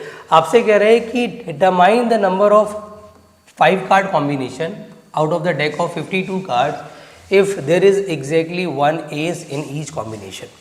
तो आपको पता होना चाहिए कि कार्ड्स का टोटल कितने होते हैं। टोटल कार्ड तो उसने भी बता दिए हैं 52 है, तो टोटल कार्ड्स आर 52। सर उसमें नंबर ऑफ एस कितने होते हैं, एस मतलब क्या होता है बेटा, एस मतलब आई थिंक एक ही होता है शायद, तो एस हमारे पास कितने होते हैं, 4 होते हैं सर। तो फिर ऐसे भी लिख दो कि नंबर ऑफ आपके, क्या बोल रहा हूँ मैं, कि भैया नॉन एस कितने हैं, मतलब जो इक्के नहीं है, दैट इज 48। सर 52 में से 4 घटा दो, बचे कितने, 48। अब उसने बोला है कि हमें कार्ड सिलेक्ट कितने करने बच्चों, 5। तो रिक्वायर्ड कार्ड्स कितने, देखो सिलेक्ट करने हैं तो कॉम्बिनेशन तो लगेगा, तो रिक्वायर्ड कार्ड्स कितने हैं सर, रिक्वायर्ड कार्ड्स है 5। अब वो आपसे क्या कह रहा है, मेरी बात समझना बच्चों, उसने बोला है कि number of ways to select 5 cards. बेटा ये स्टेटमेंट्स जो है ना लिखनी पड़ेंगी आपको एग्जाम में, आप इसको अवॉइड करने की कोशिश मत करना, इसी चीज के नंबर है। कार्ड्स कंटेनिंग 1 एज, एक एज को अगर मुझे सिलेक्ट करना है भोले बच्चों को, तो यार out of how many aces we need to select one, sir 4 aces हैं और 4 एज में से मेरे को एक एज सिलेक्ट करना है, बट टोटल कार्ड तो सर मेरे को कितने सिलेक्ट करने हैं, टोटल कार्ड सिलेक्ट करने हैं 5, मैंने सिलेक्ट करा है 1, वो मुझे 4 और चाहिए, मैं एज निकाल नहीं सकता, तो कहाँ से निकालूंगा, बचे हुए जो 48 कार्ड्स हैं बेटा उसमें से ही हमें 4 कार्ड निकालने पड़ेंगे। इस कॉम्बिनेशन को सिंप्लीफाई करना दिस इज योर रिस्पॉन्सिबिलिटी, आप कर लेना भोले बच्चों। यहाँ 4 आ जाएगा, यहाँ 48, 47, 46, 45 डिवाइडेड बाय 4, 3, 2, 1, इससे ये कट जाएगा, 3 से इसको काट देना, 1 पे जाएगा 16 पे, और 2 से इसको काट देना 23 पे। Now you just need to multiply, you will get the answer. थोड़ा बड़ा आंसर आएगा बट वो आंसर बिल्कुल सही है, कोई दिक्कत वाली बात नहीं है। अब आते हैं बेटा अगले क्वेश्चन पे। ये क्वेश्चन में बच्चा कई बार कंफ्यूज हो जाता है, क्योंकि अगर क्रिकेट की आपको नॉलेज नहीं है तो शायद आप इसको नहीं समझ पाएंगे। बॉयज़ को ज़्यादा इजीली क्लियर होता है, गर्ल्स थोड़ा स्ट्रगल कर जाती हैं, बट इतना कोई हुआ भी नहीं है, बहुत सिंपल सा कॉन्सेप्ट है। इसमें साफ साफ लिखा हुआ है कि हमारे पास ना एक क्रिकेट टीम में खेलने के लिए जाते हैं 17 प्लेयर, मतलब जब कोई कहीं पर आउट ऑफ इंडिया टूर्नामेंट होता है तो वहाँ पर 17 प्लेयर्स जाते हैं। पहले 17 जाते थे, अब और कम जाते हैं मेरे ख्याल से, और उसमें खेलते सिर्फ 11 प्लेयर्स ही है। अब उन्होंने बोला है कि जो हमारे पास 17 प्लेयर्स हैं उसमें से हमने सिर्फ और सिर्फ कितने लिए हैं बॉलर, 5 बॉलर्स लिए, बाकी के बचे हुए या तो ऑलराउंडर हैं या बैट्समैन है, लेकिन 5 बॉलर हैं जो बॉलिंग करते हैं। अब आपसे कह रहे हैं कि यार मेरे को 11 प्लेयर्स की टीम बनानी है जिसमें हमें एग्जैक्टली 4 बॉलर्स, और हमेशा ऐसा ही होता है हर टीम में 4 बॉलर तो बेटा मिनिमम होने ही चाहिए। तो अब हम करेंगे क्या यार, सबसे पहले हम देखेंगे कि टोटल प्लेयर्स कितने अवेलेबल है। सर टोटल यहाँ पे प्लेयर्स अवेलेबल हैं 17, चलिए बढ़िया सर। अब टोटल प्लेयर्स अगर 17 हैं तो हमारे पास बॉलर्स कितने, number of the bowlers, bowlers 5 हैं। बैट्समैन कितने हैं, बैट्समैन या ऑलराउंडर, बैट्समैन होगा, बैट्स नहीं होगा, बैट्समैन, या फिर हम कह सकते हैं कि ऑलराउंडर, मतलब जिनको बॉलिंग, ऑलराउंडर की स्पेलिंग क्या होती है यार, अच्छा ठीक है जी। चलिए वो कितने हैं सर, 17 में से 5 घटा दो 12।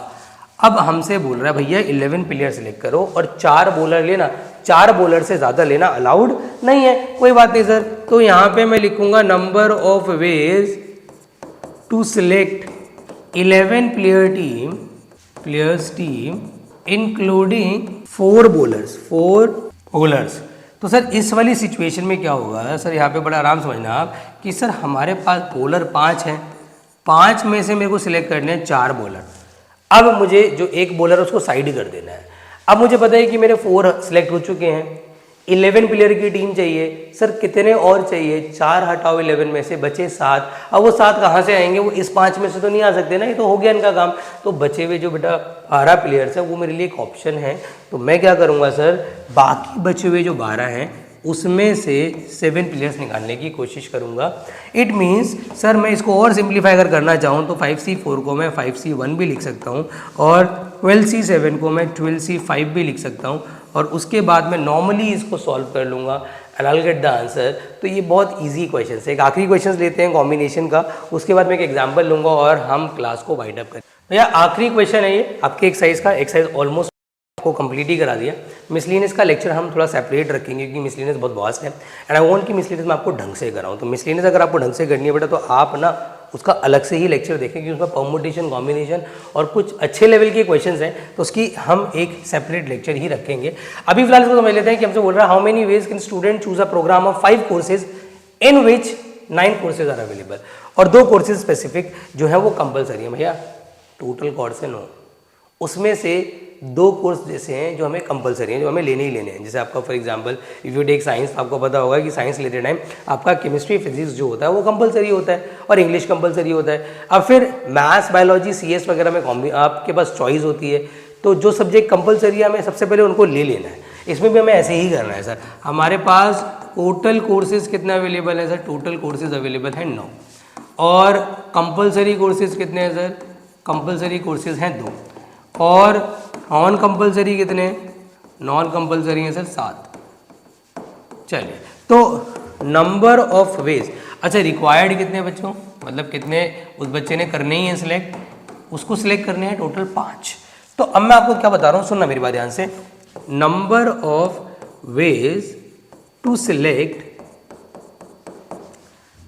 5 courses including 2 compulsory courses। तो अब अपने आप दिमाग लगाओ यार, तो जो कंपलसरी 2 हैं वो तो 2 सिलेक्ट होंगे ही होंगे, तो 2C2 तो आना ही आना है, मतलब उसका होना ना होना एक बराबर है, मतलब कंपलसरी आप पे थोप दिए जाएंगे, आपको उसमें ऑप्शन नहीं मिलेगा, you don't have a choice for that. तो सर वो तो हमने ले लिया, चलिए बढ़िया, मेक सेंस। अब इनटू में सर हमें 5 कोर्सेज चाहिए, हमने 2 ले लिए हैं, 3 और चाहिए, वो 3 कहाँ से आएंगे? बचे हुए नॉन कंपलसरी कोर्सेज से। नॉन कंपलसरी कोर्सेज कितने हैं सर? नॉन कंपलसरी कोर्सेज 7 है, 7 में से कितने और सिलेक्ट करने हैं? 7 में से 3 और सिलेक्ट करने हैं। सर ये 1 हो जाएगा, 7 × 6 × 5 अपॉन में 3 इंटू, आप कह रहे होगे सर जो इजी कैलकुलेशन है वो आप कर देते हो, जो मुश्किल कैलकुलेशन है वो हमारे लिए छोड़ देते हो। आप क्या करोगे भाई? सब कुछ मैं करा दूंगा, अगर आपने भी तो कुछ करना है ना, इसलिए मुश्किल कैलकुलेशन बैठ के आप करेंगे आफ्टर डूइंग द लेक्चर। बच्चों एक एग्जाम्पल है जो कि काफ़ी इंपॉर्टेंट, बड़ा प्यारा एग्जाम्पल है, मैं इसको भी ले रहा हूँ बेटा। मैं एग्जाम्पल नंबर आपको 19 की बात कर रहा हूँ। एग्जाम्पल 19 बिल्कुल 7.4 के जस्ट बिफोर है। अगर आपको यहाँ पे विजिबल है तो ठीक है, नहीं विजिबल है तो अपनी एनसीईआरटी ओपन कर लेना, एग्जाम्पल नंबर 19 को पढ़ लेना बेटा, बड़ा प्यारा एग्जाम्पल है। आपसे कह रहा है, देखो मैं एक चीज़ आपको बता रहा हूँ बच्चों, जब भी और का केस बनता है तो वहाँ एडिशन होता है, और जहाँ भी एंड का केस बनता है वहाँ मल्टीप्लिकेशन होता है। इसको आप जीवन में कभी मत भूलना। तो मेरे भोले भाले बच्चों, इसमें बोल रहा है कि टोटल कार्ड्स हमारे पास जो अवेलेबल है वो अवेलेबल है 52, और रिक्वायर्ड कार्ड जो मेरे पास हैं, जो रिक्वायर्ड है मतलब जो निकालने हैं आउट ऑफ द 52 कार्ड, मेरे को 4 कार्ड का सिलेक्शन करना है। अब वो आपसे ना कंडीशंस लगा के दे रहा है कि पहला बोल रहा है कि नंबर ऑफ वेज बताइए कि अगर चारों card are of same suit, मतलब number of ways when all are from same suit, मतलब सेम ग्रुप। तो आप लोगों को पता है कि यार ग्रुप टोटल होते हैं कितने? टोटल ग्रुप होते हैं 4, मतलब स्पीड से भी हो सकता है, क्लब से भी हो सकता है, डायमंड से भी हो सकता है, हार्ट से भी हो सकता है। तो आपको पता है कि यहाँ पे और का केस हो गया सर, कोई भी एक हो सकता है, या तो स्पीड होगा या तो क्लब होगा। जब भी या आ जाता है ना, then you have to add, वहाँ पे आपको ऐड करना पड़ता है। तो यहाँ पे आप क्या करेंगे? 13C4 for the speed, 13C4 for the club, 13C4 for the diamond, 13C4 for the heart. तो 4 इंटू में 13C4 सॉल्व करना आपकी जिम्मेदारी है। मुश्किल काम आप करेंगे, आसान मैं आपको करके दे दूंगा, कुछ आपने भी करना है। तो पता है मुझे कैलकुलेशन टफ है, बट आप करोगे कोई बात नहीं, आपको आती है बेटा कैलकुलेशन करनी। अब आते हैं अगले पे, कहता है कि 4 cards from the different suits, मतलब अब जो है वो डिफरेंट सूट्स हो गए। तो आप वहाँ पे नंबर ऑफ वेज खुद लिख देना भाई। डिफरेंट सूट्स अगर हो गए तो मतलब हमारे पास कितने ग्रुप हैं? 4, हमें कार्ड कितने निकालने हैं? 4। तो मज़ा आ गया ना यार, हर ग्रुप से एक कार्ड निकल जाएगा, मतलब क्या आ जाएगा? 13C1 इंटू, अब ये एंड का केस है, सब में से निकल रहा है एक एक कार्ड, तो सबको क्या करना पड़ेगा सर? मल्टीप्लाई। एंड में क्या करते हैं? मल्टीप्लाई। तो 13 की power 4 you will have to solve it. मैं थोड़ी और हेल्प कर देता हूँ आपकी, 169 इंटू 169 कर देना। फिर अगला कह रहा है भाई कि चारों कार्ड फेस कार्ड होने चाहिए। Face card, all are face cards. तो अगर सारे के सारे फेस कार्ड हो गए तो फेस कार्ड कितने होते हैं बोले बच्चों? 12 में से कितने फेस कार्ड निकालने हैं? 4। कितना आ जाएगा? 12 इंटू 11 इंटू 10 इंटू 9 अपॉन में 4 इंटू 3 इंटू 2 इंटू 1 कर लेना बेटा आगे सॉल्व, वो आपकी जिम्मेदारी है। अगला क्या कह रहा है? फोर्थ कहता है कि 2 रेड होने चाहिए, 2 are red and 2 are red and 2 are black, 2 are black. तो इट्स अ कॉमन सेंस कि अगर 2 रेड होनी चाहिए, 2 ब्लैक होनी चाहिए सर, और एंड का केस है तो मल्टीप्लाई तो होगा। और सर हमें पता है कि 26 में से हमने निकालने हैं 2 रेड इंटू 26 में से हमें निकालने हैं 2 ब्लैक, हम मल्टीप्लाई कर देंगे। कैलकुलेशन आपको बहुत अच्छे से आती है, तो कैलकुलेशन आप खुद कर लोगे बेटा। अगला पार्ट कह रहा है कि sir cards are of same colour, now they have given a choice to us. Sir same colour बोल रहा है, मतलब हमारे पास 2 ऑप्शन दिमाग में आ गए, या तो चारों रेड या चारों ब्लैक। जब या आ जाता है, या ध्यान रखना बेटा, तो एडिशन करना इज कंपल्सरी फॉर यू। तो what you have to do now sir, यहाँ से आ जाएगा 26C4 प्लस 26C4। तो बेटा यहाँ पे या तो चारों ब्लैक हो सकते हैं, या चारों रेड हो सकते हैं, 26 ब्लैक होते हैं, 26 रेड होते हैं, इसलिए मैंने उसमें 26 में से 4 का ऑप्शन सिलेक्ट कर लिया है। एक बार इसको देख लो बेटा, अगर आपने नोट डाउन करना है तो नोट डाउन कर लो, क्वेश्चन अगर विजिबल नहीं है तो प्लीज बेटा रेफर योर एनसीईआरटी। जैसे कि यहाँ पे क्वेश्चन नंबर 1 है, आपसे बोल रहा है हाउ मेनी वर्ड्स विद और without meaning can be form from the 2 vowel and 3 consonant of the letter of the word daughter.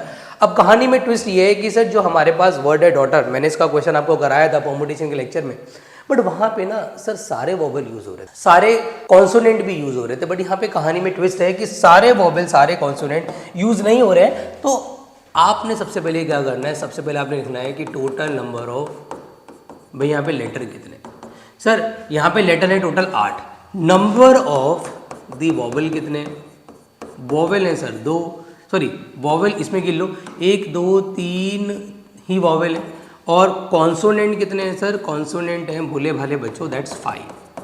अब आपको एक चीज समझनी है, you need to understand one thing कि सर यहाँ पर ना सारे वॉवेल यूज नहीं कर रहे हैं, इट मीन्स आपको पहले क्या करना है, यू नीड टू सिलेक्ट, क्योंकि आपको सिर्फ 2 ही वॉवेल यूज करने हैं और कॉन्सोनेंट आपको 3 यूज करने हैं, अवेलेबल 5 है। तो एक चीज समझ आ रही है सर कि सबसे पहले हमें यहाँ पे वर्ड नहीं बनाने, सबसे पहले हमें यहाँ पे सिलेक्शन करना है। तो मेरे भोले भाले बच्चों यू नीड टू सिलेक्ट, तो आप लिखेंगे number of ways to select 2 vowels and 3 consonant. भैया आपको पहले यहाँ पे क्या करने हैं, पहले आपको सिलेक्ट करने हैं, तो what you have to do, आप यहाँ पे करोगे 3 वॉवेल से 2 वॉवेल सिलेक्ट, और कॉन्सोनेंट कितने हैं सर 5 में से कॉन्सोनेंट सिलेक्ट करेंगे 3, तो यहाँ पे आ जाएगा 3C2 कितना 3C1 लिख सकते हैं, 5C3 को 5C2 लिख सकते हैं, इफ़ यू सिंप्लीफाई तो ये 3 हो जाएगा, यहाँ पे 5 × 4 अपॉन में 2 × 1 आ जाएगा, इससे इसको कट के ये 10 हो जाएगा और ये टोटल 30 हो जाएगा। अभी सर हमने सिर्फ किया है सिलेक्शन, और हमें सिर्फ सिलेक्ट नहीं करना, we need to arrange as well. अब सर हम अरेंज कैसे करेंगे, तो arrangement is very simple sir, हमने यहाँ पे जो अल्फाबेट सिलेक्ट करे, कितने अल्फाबेट सिलेक्ट कर लिए, 2 वॉवेल एंड 3 आपने क्या सिलेक्ट करें कॉन्सोनेंट। क्या कोई रिपीट हो रहा है, यू नीड टू सी बेटा, क्या कोई रिपीट हो रहा है, सर इसमें कोई रिपीट नहीं हो रहा, तो जो भी हमने सिलेक्ट किया होगा उसमें रिपीट थोड़ी ना होगा। तो आप अब क्या लिखेंगे, number of arrangement, number of arrangement by using all 5 letters, तो सर ये हो जाएगा 5P5। Why we are applying this formula, because all the letters are different और ऑल आर यूजिंग, तो 5P5 हो जाएगा विच इज 5 फैक्टोरियल, और इसको अगर मैं सिंप्लीफाई करता हूँ तो सर 120 आता है। But you need to understand one thing, क्योंकि ये कॉम्बिनेशन का क्वेश्चन भी है और परम्यूटेशन का कॉम्बिनेशन भी है, और दोनों चीजें एक साथ हो रही हैं, combination permutation we are taking together. तो जब दोनों चीजें एक साथ होती है तो वो एंड का केस होता है, और एंड के केस में we have to into multiply करना पड़ेगा।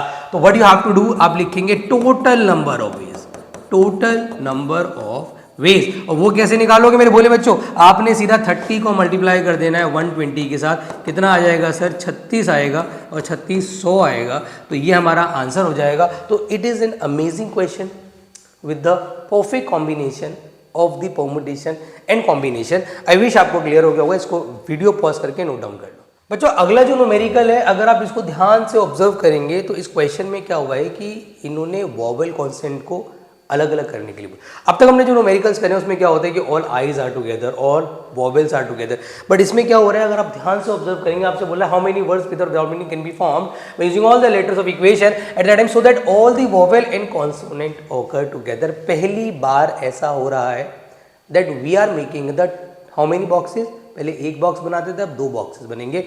एक बॉक्स में तो पहले तो लिख लो बच्चों, पहले लिख लो कि टोटल लेटर्स कितने हैं, टोटल लेटर्स सर इक्वेशन में कितने हैं, 1 2 3 4 5 6 7 8। चलिए अब वॉवेल कितने बच्चों इसके अंदर, वॉवेल अवेलेबल है EUAIO, I think vowel available है इसके अंदर 5, और कॉन्सोनेंट कितने अवेलेबल है, नंबर ऑफ कॉन्सोनेंट अवेलेबल है सर 3। तो सबसे पहले मैं क्या करूंगा, सारे वॉवेल एंड सारे कॉन्सोनेंट एक बॉक्स में डाल दूंगा। सारे के सारे वॉवेल क्या है सर, ऑब्वियसली हर एक वॉवेल आ रहा है AEIOU, और इसमें सारे कॉन्सोनेंट में कौन आ गया QTN। तो मैंने आपसे क्या बोला, सबसे पहले करते हैं बॉक्स के बाहर की कैलकुलेशन। सर बॉक्स के बाहर की कैलकुलेशन करूंगा तो ये box it behave as a alphabet, तो एक अल्फाबेट ये हो गया, एक अल्फाबेट हो गया, टोटल अल्फाबेट कितने हो गए, 2 हो गए, तो सर यहाँ पे कितना आ जाएगा 2 फैक्टोरियल। अब बेटा बॉक्स के अंदर जाओ, बॉक्स के अंदर कितने लेटर अवेलेबल है, पहले स्टार्टिंग वाले बॉक्स में जाते हैं। स्टार्टिंग वाले बॉक्स में कितने हैं, 1 2 3 4 5, तो इसका आ जाएगा 5 फैक्टोरियल, कुछ रिपीट नहीं हो रहा बेटा। अब इसके अंदर कितने लेटर हैं सर, 3, कोई रिपीट नहीं हो रहा, 3 फैक्टोरियल, तो अल्टीमेटली यहाँ आ जाएगा बेटा हमारे पास 2, यहाँ आ जाएगा 120 और यहाँ आ जाएगा 6 और टोटल मिला के आ जाएगा 1440। तो ये हमारा फाइनल आंसर हो जाएगा। तो दिस इज द क्वेश्चन जिसमें वॉवेल एंड कॉन्सोनेंट एक साथ हों, तो हमें क्या करना है, 2 बॉक्सेस बनाने, उसके अकॉर्डिंगली हमें सॉल्व करना है। बेटा अगला क्वेश्चन है बड़ा प्यारा, इस पे बेस एक एग्जाम्पल भी है, वो एग्जाम्पल भी आप देख लेना आफ्टर डूइंग दिस क्वेश्चन। इसमें क्या कह रहा है बच्चों आपसे कि हमारे पास ना बेसिकली हमें कमेटी बनानी है।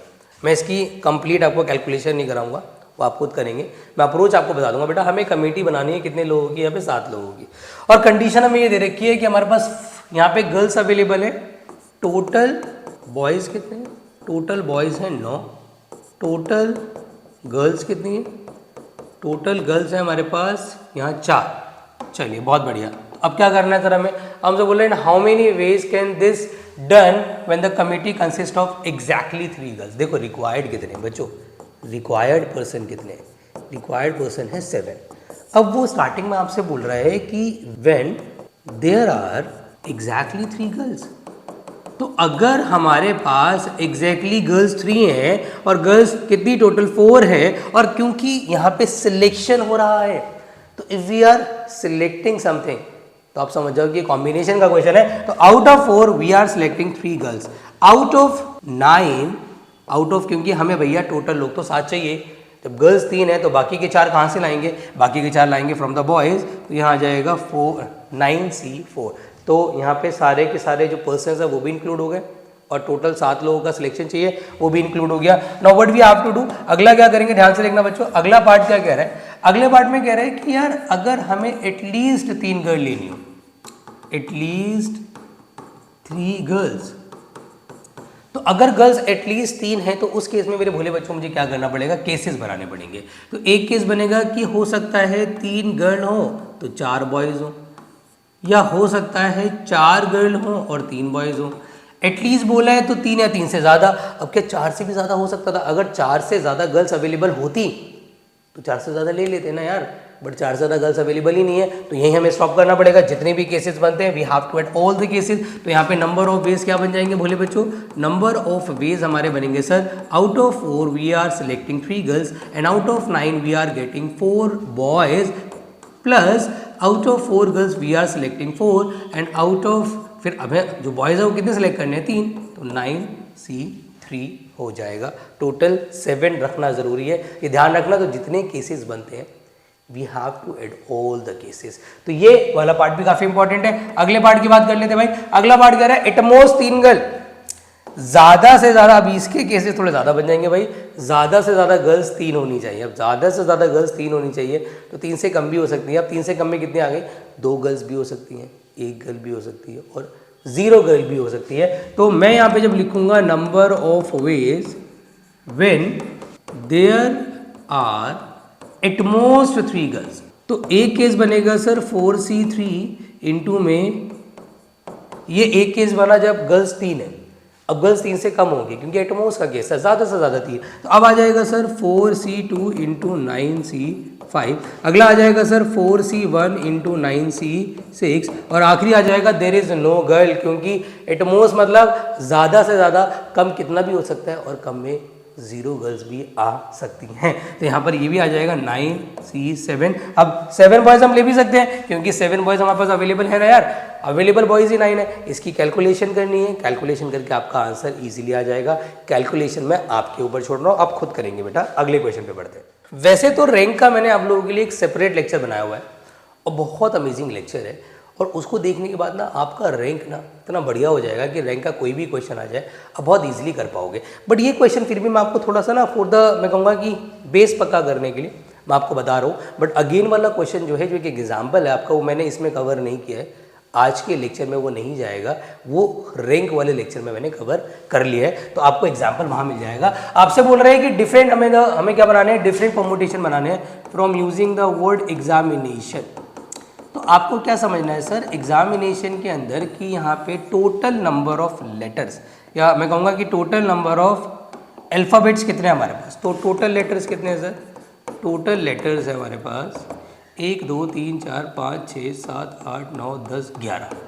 अब now we need to understand, क्या कोई रिपीट हो रहा है, सर रिपीट हो रहा है, यस रिपीट हो तो रहा है, एक तो आई रिपीट हो रहा है थी और आई थिंक एक एन रिपीट हो रहा है और एक ए रिपीट हो रहा है, तो नंबर ऑफ एज कितने हैं, नंबर ऑफ एज 2 हैं, नंबर ऑफ आईज कितने, नंबर ऑफ आईज भी 2 हैं, नंबर ऑफ एंस कितने हैं, नंबर ऑफ एंस भी 2 हैं, और कुछ रिपीट हो रहा है क्या यहाँ पर, आई थिंक और कुछ रिपीट नहीं हो रहा, अगर हो रहा होगा तो आप खुद कर लेना, मेरे हिसाब से ये रिपीट हो रहा है। अब उसने आपसे ये बोला है कि इसके जितने भी वर्ड्स आप बनाओगे ना उसको आपने एक डिक्शनरी में लिखना है, तो आपको पता होना चाहिए कि डिक्शनरी में चीज़ें अल्फ़ाबेटिकली चलती हैं, तो अल्फ़ाबेटिकली चलती हैं तो वाले आपको पता है कि एग्जामिनेशन को अगर मैं अरेंज करूँगा तो सबसे स्टार्टिंग में जो वर्ड्स बनेंगे वो ए वाले बनेंगे, और ए के बाद अगर हम देखें अल्फ़ाबेटिकली कौन फिक्स होगा, ए के बाद यहाँ पे जो अल्फ़ाबेट्स अवेलेबल हैं उसके हिसाब से फिर ई, क्योंकि एग्जामिनेशन से शुरू हो रहा है तो ई वाले बनेंगे, फिर और आगे जाएंगे हम। तो आपको बेसिकली क्या बोल रहा है वो, आपसे सिर्फ ये कह रहा है कि भैया एज अ डिक्शनरी अगर मैं लिखता हूँ तो how many words there are before the first letter start with ई,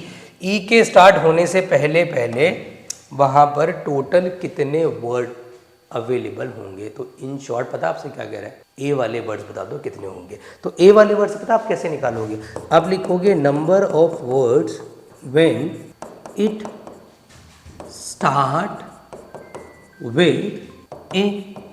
तो अगर मैं ए को फिक्स कर रहा हूं तो अब ए का रिपीटेशन गिनती में नहीं है, और अल्फाबेट्स टोटल 11 हैं तो यहाँ पे बच गए टोटल 10।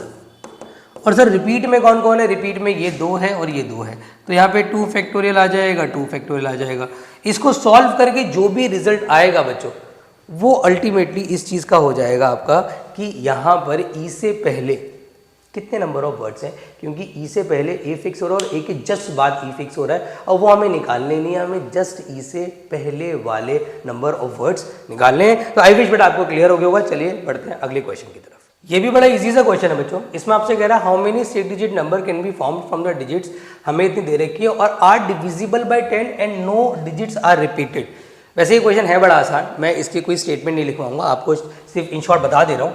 अगर आप चाहते हैं कि आपका नंबर डिविजिबल बाय 10 बने, और आपको बनाना कितना नंबर है भैया 6 डिजिट का, और अवेलेबल डिजिट कितनी है, अच्छी बात यह है कि अवेलेबल डिजिट भी सर यहाँ पे टोटल डिजिट्स कितनी है, टोटल डिजिट्स भी सर हमारे पास 6 ही हैं, और मुझे पता है कि नंबर ऑफ वेज जिसके अंदर हमारा आखिरी में जो है वो 0 फिक्स करना पड़ेगा हमें, इफ़ यू वांट कि आपका नंबर डिविजिबल बाय 10 हो, तो आखिरी में 0 फिक्स कर दो। स्टार्टिंग के जो बच गए 5 उसके लिए ऑप्शंस, क्योंकि रिपीटेशन अलाउड नहीं है तो इसके लिए ऑप्शन 5 हो गए, इसके लिए 4 हो गए, इसके लिए 3 हो गए, 2 हो गए, 1 हो गए, टोटल यहाँ पे आपका 120 आ जाएगा, and that will be your answer, क्योंकि 0 फिक्स हो गया और उसके बाद कोई रिपीटेशन नहीं है, आप सीधा 5 फैक्टोरियल भी लिख सकते थे। तो आई विश बहुत इजी क्वेश्चन आपको अच्छे से क्लियर हो गया होगा। अगेन एक और बड़ा अच्छा क्वेश्चन है, देखो मैं सारे क्वेश्चन पता है क्यों करा रहा हूँ, आई डोंट वांट कि आप लोगों की मिसलिनियस में कोई भी वीक पॉइंट्स रहे, क्योंकि हर चैप्टर की मिसलिनियस ना बहुत इंपॉर्टेंट है, और इस चैप्टर की मिसलिनियस भी काफ़ी इंपॉर्टेंट है, इसलिए मैं अब स्टेटमेंट को अवॉइड करूँगा। स्टेटमेंट मेरे बच्चे अच्छे से जानते हैं कि टोटल कॉन्स्टोनेंट, टोटल वॉवेल, टोटल ये वो सब लिख लोगे, मैं डायरेक्टली आपको आंसर्स बताऊंगा।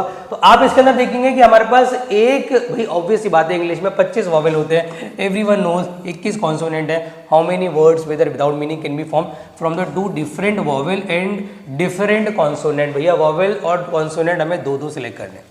तो अगेन सर हमारे दिमाग में एक आइडिया आ रहा है कि sir it is a question of permutation as well as combination. मैं अगर यहाँ पे नंबर ऑफ वर्ड्स निकालना चाहता हूँ मेरे भोले भाले बच्चों, तो मैं सीधा कर रहा हूँ सर 21 कॉन्सोनेंट में से मुझे 2 कॉन्सोनेंट सिलेक्ट करने इनटू सर 5 वॉवेल में से मुझे 2 वॉवेल सिलेक्ट करने into sir how many alphabets we have, हमारे पास 4 अल्फ़ाबेट है, इनटू में क्या आ जाएगा, उन चारों को अरेंज भी करना है, इसको सॉल्व करके जो भी आएगा that will be your answer. तो it's an amazing question as well as easy question, आप लोगों का अच्छे से क्लियर हो गया होगा। आगे बढ़ते हैं, उसके बाद आते हैं बेटा अगले क्वेश्चन की तरफ। ये क्वेश्चन थोड़े से हमारे ऊपर नीचे फैल गए, बट कोई नहीं, आपको समझ आ रहा होगा। हमसे बोल रहे हैं कि एग्जामिनेशन में ना एक क्वेश्चन पेपर है जिसके अंदर टोटल 12 क्वेश्चंस हैं, उसको डिवाइड किया हुआ है 2 पार्ट में, मतलब टोटल क्वेश्चंस हमारे पास 12 हैं। चलिए सर बहुत बढ़िया, उस 12 क्वेश्चंस को 2 पार्ट में, पार्ट 1 एंड पार्ट 2 में डिवाइड किया हुआ है। पार्ट 1 में क्वेश्चन 5 हैं, 5 क्वेश्चंस, और इसमें पार्ट 2 के अंदर अवेलेबल है 7 क्वेश्चंस। ठीक है सर बहुत बढ़िया। चलिए फिर हमसे क्या बोल रहा है, फिर हमसे कह रहा है कि एक स्टूडेंट को रिक्वायर्ड है attempt of 8 question in all selecting at least from 3 from each part. मतलब एक बच्चे को total number of questions 8 attempt करने ही करने हैं। मतलब यहाँ पे मैं लिख दूंगा कि रिक्वायर्ड क्वेश्चन मेरे भोले बच्चों कितने आ गए, रिक्वायर्ड क्वेश्चंस आ गए 8 क्वेश्चंस, और उसमें at least 3 required from each part. चलिए बहुत बढ़िया। तो आपसे कह रहे हैं कि बताइए ऐसा कितने वेज में हो सकता है। तो पता आप क्या करो, अब सिंपली ना सबसे पहले यहाँ पे केसेस बना लो। केसेस क्या बनेंगे, एक केस ये बन सकता है कि पहले में से 3 क्वेश्चन और दूसरे में से 4 क्वेश्चन, सॉरी 5 क्वेश्चन। एक केस तो ये बनेगा। एक केस बनेगा कि पहले में से 4 क्वेश्चन, दूसरे में भी 4 क्वेश्चन, क्योंकि मिनिमम 3 तो लेने ही है फ्रॉम ईच पार्ट। और आखिरी केस क्या बनेगा कि पहले में से 5 क्वेश्चन और दूसरे में से 3 क्वेश्चन। इसके अलावा कोई केस नहीं बन सकता, क्योंकि हमें ओवरऑल 8 क्वेश्चंस ही रखने हैं। तो मेरे भोले भाले बच्चों, यहाँ पे मैं क्या करूँगा, नंबर ऑफ वेज। सर जब मैं इसका लूँगा, जितने केसेस बनते हैं, मैंने क्या बोला आपसे, you will have to add all the cases. तो मेरे भोले बच्चों 5 क्वेश्चन में से यहाँ पे 3 क्वेश्चन सिलेक्ट हो रहे हैं इनटू, और 7 में से 5 सिलेक्ट हो रहे हैं, प्लस 5 में से 4 सिलेक्ट हो रहे हैं इनटू 7 में से 4 सिलेक्ट हो रहे हैं, प्लस सर 5 में से 5 सिलेक्ट हो रहे हैं इनटू 7 में से सिलेक्ट हो रहे हैं 3। इन सबको अगर मैं सॉल्व करूंगा तो I get 420 ways, 420 ways total आएंगे to select 8 questions from both the parts.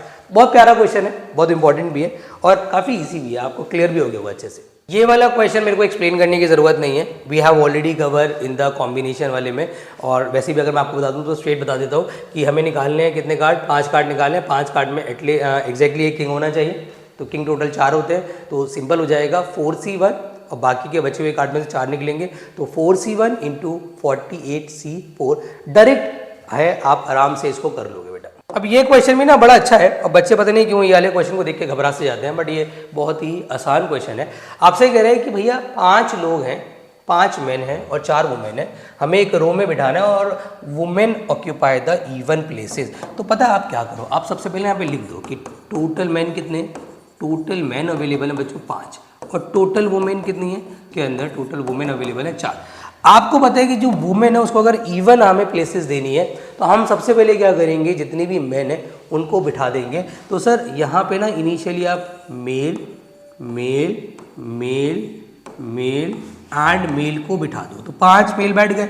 अब जो वुमेन है उनके लिए ऑप्शंस कितने अवेलेबल है, वो इवन प्लेस पे रखना है। अगर ये प्लेस 1 है तो इवन के हिसाब से ये सेकेंड है, ये 3 है तो इवन के हिसाब से ये 4 है, ये 5 है तो इवन के, सॉरी ये 5 है तो इवन के हिसाब से ये 6 प्लेस हो गई, और ये 7 है तो इवन के हिसाब से ये 8 प्लेस हो गई। तो सर हमारे पास जो ऑप्शंस बचे हैं बेसिकली वो इवन के ही बचे हैं। तो मेरे भोले भाले बच्चों, आपने अगर यहाँ पे निकालने हैं number of ways for sitting arrangement, तो आप बहुत आराम से कर सकते हो। सर हम क्या करेंगे, हमारे पास टोटल वुमेन कितनी है 4 और टोटल मैन 5 हमारे पास मैन है, और 5 में से हमें 5 मैन को बिठाना है, तो 5P5 इनटू, सर हमारे पास वुमेन्स के लिए इवन प्लेसेस कितनी है 4, और हमें चारों को बिठाना है 4P4, मतलब 5 factorial into 4 factorial, that should be 120 into 24 and it should be 2880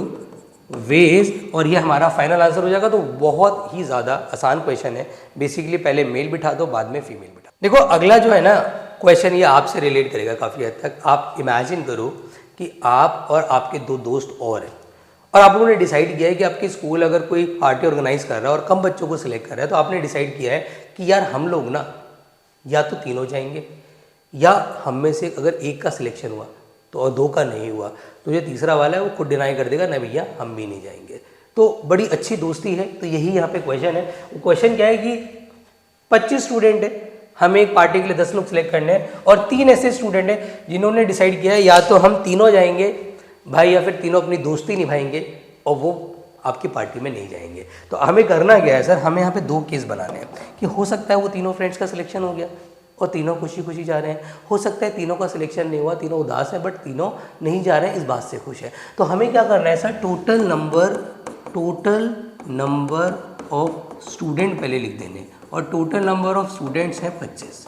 sir required कितने हैं for the party, sir required है फॉर द पार्टी 10। अब हम क्या करेंगे, हम बनाएंगे पहले केस नंबर 1। केस नंबर 1 क्या है, when all 3 friends will join a party, मतलब वो 3 फ्रेंड्स जो हैं वो पार्टी को ज्वाइन कर रहे हैं। ये हमारा फर्स्ट केस हो गया।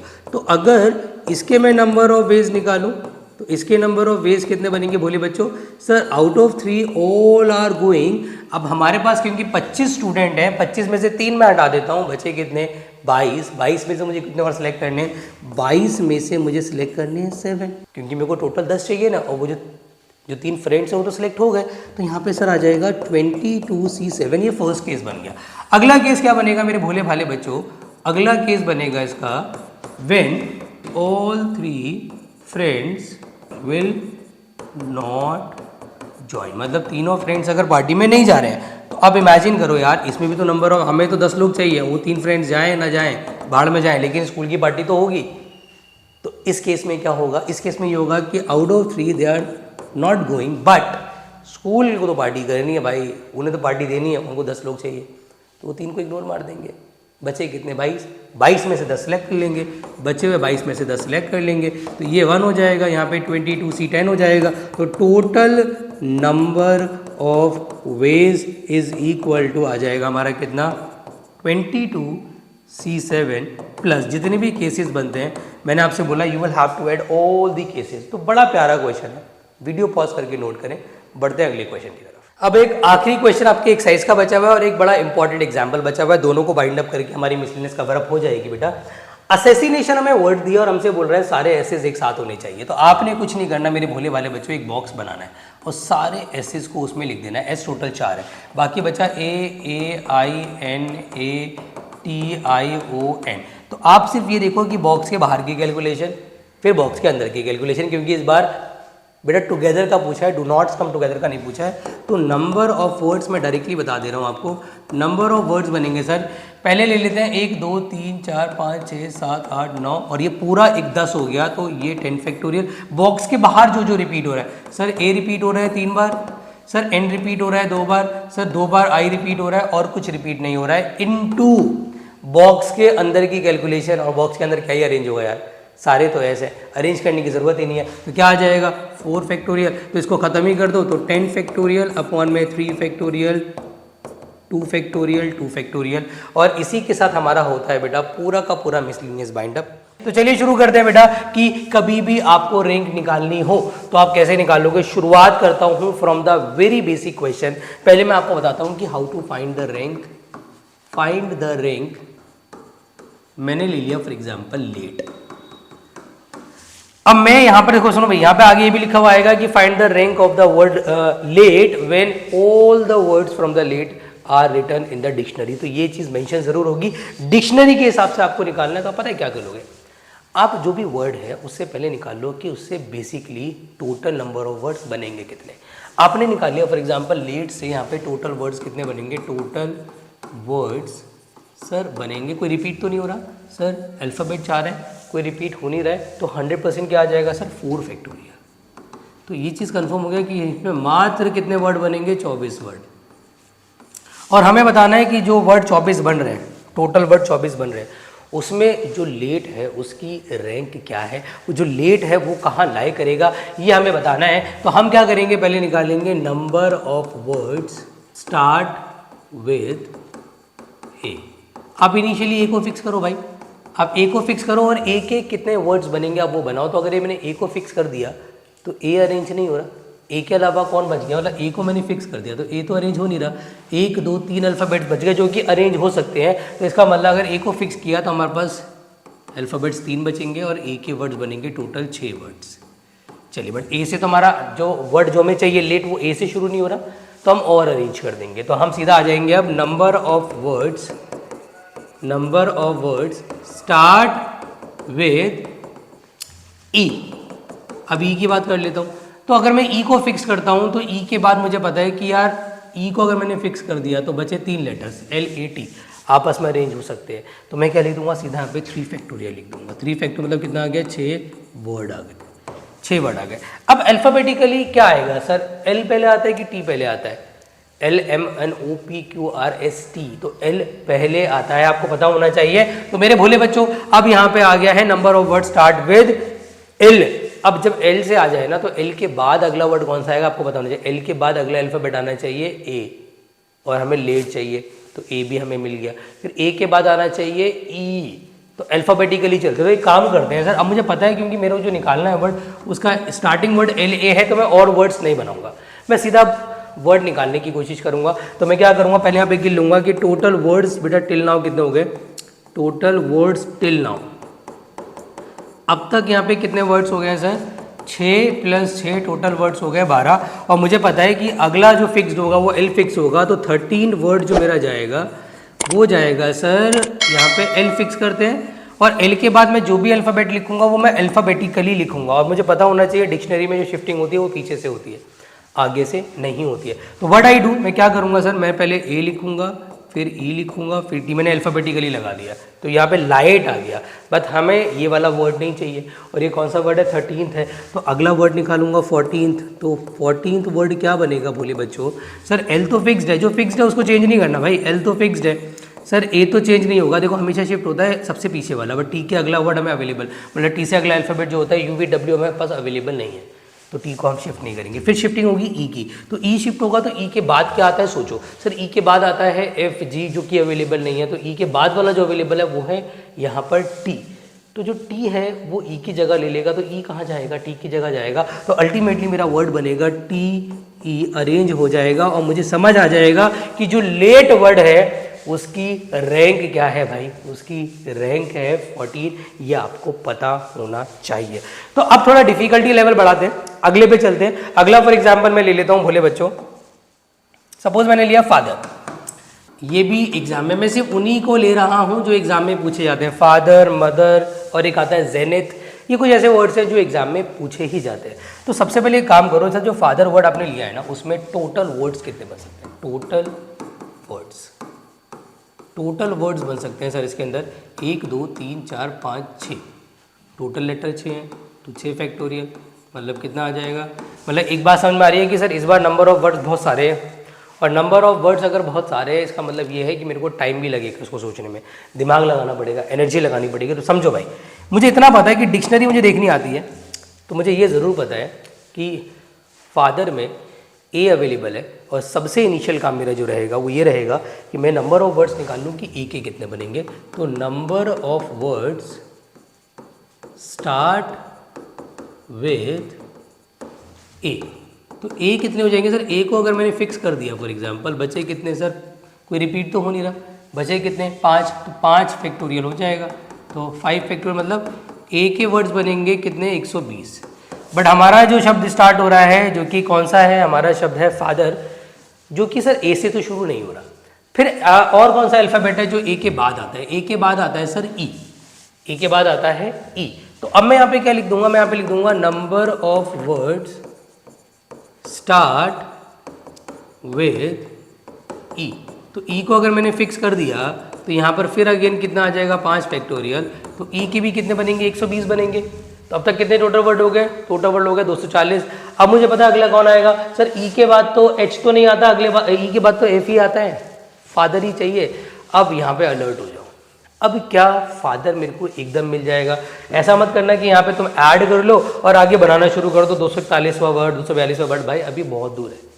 फादर का एकदम देखो FAT है फादर में, और हमें इनिशियली FAT नहीं मिलेगा। अल्फ़ाबेटिक अगर मैं चलता हूँ, देखो आप लिख भी लो अल्फ़ाबेटिकली, अगर आप चलते हो अपना साइड में लिख लो, ये आपके रफली काम आएगा। अब तुम्हें पता है F के बाद A आएगा, फिर E आएगा, अल्फ़ाबेटिक अगर हम चलते हैं, फिर H आएगा, फिर R आएगा, फिर कहीं जाके T आएगा, इज इट। तो FAE पहले बनेगा, फिर FAH के बनाने पड़ेंगे, फिर FAR के बनाने पड़ेंगे। तो इस तरीके से आपको सीक्वेंस में चलना पड़ेगा। तो पता आप क्या करो, आपको पता है कि FA तो आएगा, FA तो आएगा ही आएगा जब F के वर्ड बनेंगे तो, और हमें बनाना है फादर, तो FA के वर्ड मत निकालो, FA के अगले वाले के वर्ड निकालो। मतलब आप क्या लिखो, आप लिखो number of words start with F के बाद ए तो आएगा ही आएगा और हमें चाहिए भी चाहिए, तो उसको अरेंज मत करो। तो एफ ए के बाद हमें टी चाहिए, बट एक्चुअल में पहले ई आएगा, तो एफ ए ई के टोटल वर्ड निकाल लो। एफ ए ई के टोटल नंबर ऑफ वर्ड्स निकाल लो। और वो कितने निकलेंगे मेरे भोले भाले बच्चों, आप बहुत आराम से पता लगा सकते हो। सर हमारे पास 6 थे, 3 अरेंज हो गए, बाकी के हटा दो। अल्टीमेटली कितना आ गया? अल्टीमेटली आ गया सर 3 फैक्टोरियल। तो 3 फैक्टोरियल आ गया, मतलब कितना आ जाएंगे? 6 वर्ड आएंगे एफ ए ई के। बट अभी हमारा टारगेट बहुत दूर है। मैं लिखूंगा अब number of words start with F ए। देखो एफ ए ई के बाद तो एफ आता, बट एफ तो ऑलरेडी फिक्स्ड है, तो एफ को तो अरेंज कर नहीं सकते। फिर उसके बाद कौन आता? उसके बाद तो सर एच ही आएगा। पहले ई का इस्तेमाल हो गया, अब एच का इस्तेमाल होगा, तो एफ ए एच के निकालो। तो एफ ए एच के भी कितने बनेंगे सर? एफ ए एच के भी बनेंगे सर 3 फैक्टोरियल। कितना आ जाएगा सर? 6 वर्ड बनेंगे। चलिए उसके बाद अगला किसका बनाओगे मेरे भोले बच्चों? अगला बनाओगे आप number of words start with F A E हो गया, एफ ए एच हो गया। अब ले लो भाई F A R. F A R अभी भी हम बहुत दूर है, तो एफ ए आर हमने अगर फिक्स किया सर, इसकी भी 3 फैक्टोरियल बनेगा, तो मतलब सर कितना आ गया? 6 वर्ड इसके भी बन जाएंगे सर, तो इसकी भी 6 वर्ड्स ले लो। चलिए बहुत बढ़िया। अब किसका नंबर लगेगा सर? अब नंबर लग गया एफ ए टी का। चलो मज़ा आ गया। लेकिन एफ ए टी के बाद क्या एकदम से एच आ जाएगा? नहीं आएगा, अल्फाबेटिकली चलोगे ना। तो अब क्या करो? एफ ए टी के साथ एक और लेटर फिक्स करो। भाई बहुत ये ट्रिकी होता है, बट बहुत ही प्यारा होता है रैंक, और आने के चांसेस ना बहुत ब्राइट है। तो अब मेरे बच्चों आप क्या फिक्स करो? Number of words start with F A T के बाद सर एकदम एच नहीं मिलेगा, मुझे पहले तो ई को फेस करना पड़ेगा। F A T E fate के नंबर ऑफ वर्ड्स। तो अब हमारे पास बचे 2 ही लेटर, तो एफ ए टी ई के साथ 2 ही बनेंगे। तो मैं क्या लिख दूंगा? 2 का फैक्टोरियल। 2 का फैक्टोरियल कितना हो गया? 2। अब किसका नंबर लगेगा? ई के बाद? ई के बाद सर एच का लगेगा, एफ ए टी एच। अब हम बहुत नज़दीक है फादर के, तो अब हम यहाँ तक गिनती कर लेते हैं कि हमारे अब तक कितने वर्ड्स बन चुके हैं। तो total words till now, total words till now अब तक कितने वर्ड बन गए भाई? देख लो, 120 सरियाले हो गए, प्लस 120 सरियाले हो गए, प्लस सर ये वाले 6 हो गए, फिर 6 हो गए, फिर 6 हो गए, और फिर 2 हो गए। तो ये टोटल मिला के मेरे भोले बच्चों बन जाते हैं 240। तो यही हो गए, और 6 6 6 18, तो ये 200 सर ये 20 हो गए, तो 260 हमारे हो गए। अब तक 260 वर्ड हो गए हैं। अब मुझे पता है कि जो रिमेनिंग वर्ड्स बनने वाले हैं वो एफ ए टी एच के बनने वाले हैं, तो एफ ए टी एच को फिक्स करके मैं डायरेक्टली वर्ड ही बनाऊंगा। मैं कुछ नहीं कर रहा भाई। अब मैं सीधा लिखूंगा 260 फर्स्ट वर्ड। बोले बच्चों क्या बनेगा sir? F A T H को तो फिक्स कर दो। तो इनिशियली हमारे पास बचा आर और ई अरेंज करने के लिए, और अल्फाबेटिकली अगर मैं अरेंज करूंगा तो मेरे भोले भाले बच्चों पहले ई आएगा, फिर आर आएगा। जिंदगी में मौज आ गई। तो फादर की रैंक है भैया 261 is the rank of father. Video को पॉज करो और इसको बेटा आप आराम से नोट डाउन कर लो। अब मैं एक ऐसा वर्ड लेने वाला हूं जिसमें अल्फाबेट्स रिपीट हो, तो सर क्या होगा? जैसे कि सुरीति। ये भी एक बहुत ही प्यारा क्वेश्चन है, एग्जाम में मैंने बहुत बार एनुअल एग्जाम में आते हुए देखा है। अच्छा क्वेश्चन है बच्चों। इसमें भी अगर मेरे को अरेंज करना पड़े तो यहाँ पे क्योंकि रिपीटेड लेटर्स है, तो पहले लिख लो कि टोटल लेटर्स कितने हैं। टोटल इसमें लेटर्स हैं सर हमारे 1 2 3 4 5 6, तो टोटल लेटर 6 है। और रिपीट कौन हो रहा है सर? रिपीट हो रहा है नंबर ऑफ आईज, वो भी 2 बार। तो अब मुझे पता है कि सर मुझे बनाना है श्रुति, तो मुझे पता है कि इनिशियली जो होगा वो क्या होगा? इनिशियली होगा सर शुरुआत आय से, आय के बाद हम देखते हैं फिर क्या आएगा। तो नंबर ऑफ वर्ड्स सर, अब ना एक काम और करो कि टोटल वर्ड्स कितने बनेंगे वो भी निकाल लो। टोटल वर्ड्स इसमें बनेंगे 6 फैक्टोरियल अपॉन में 2 का फैक्टोरियल आएगा ना। इस बार 6 फैक्टोरियल अपॉन 2 का फैक्टोरियल आएगा, मतलब 720, बट डिवाइडेड बाय 2 करना पड़ेगा, तो टोटल शब्द 360 बनेंगे। मतलब एक चीज़ कंफर्म है, जो सुरीति की रैंक है वो 360 से तो कम ही आएगी। Now what we have to do now, अब सबसे पहले हम क्या करेंगे मेरे भोले बच्चों?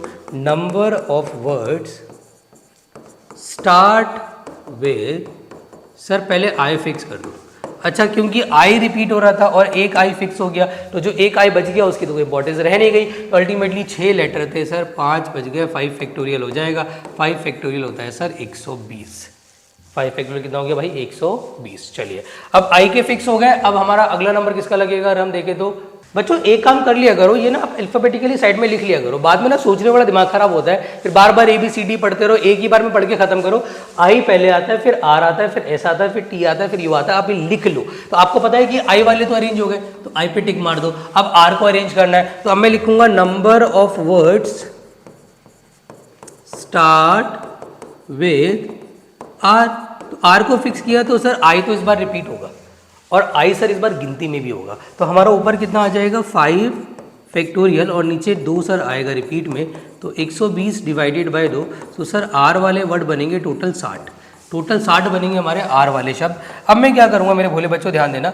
अब सबसे पहले मैं लिखूंगा कि क्या अगला नंबर आर का हो गया, अब एस का नंबर है, तो एस का नंबर है तो फिर अब यहाँ पे थोड़ा सा रिलैक्सड हो जाओ। अगर एस का नंबर है तो एस के साथ ना सीधा में यू नहीं मिलेगा, हमें एस के साथ पहले आई मिलेगा, फिर आर मिलेगा, फिर टी मिलेगा, तो हमें सारे वर्ड्स पहले एस के साथ निकाल लेने।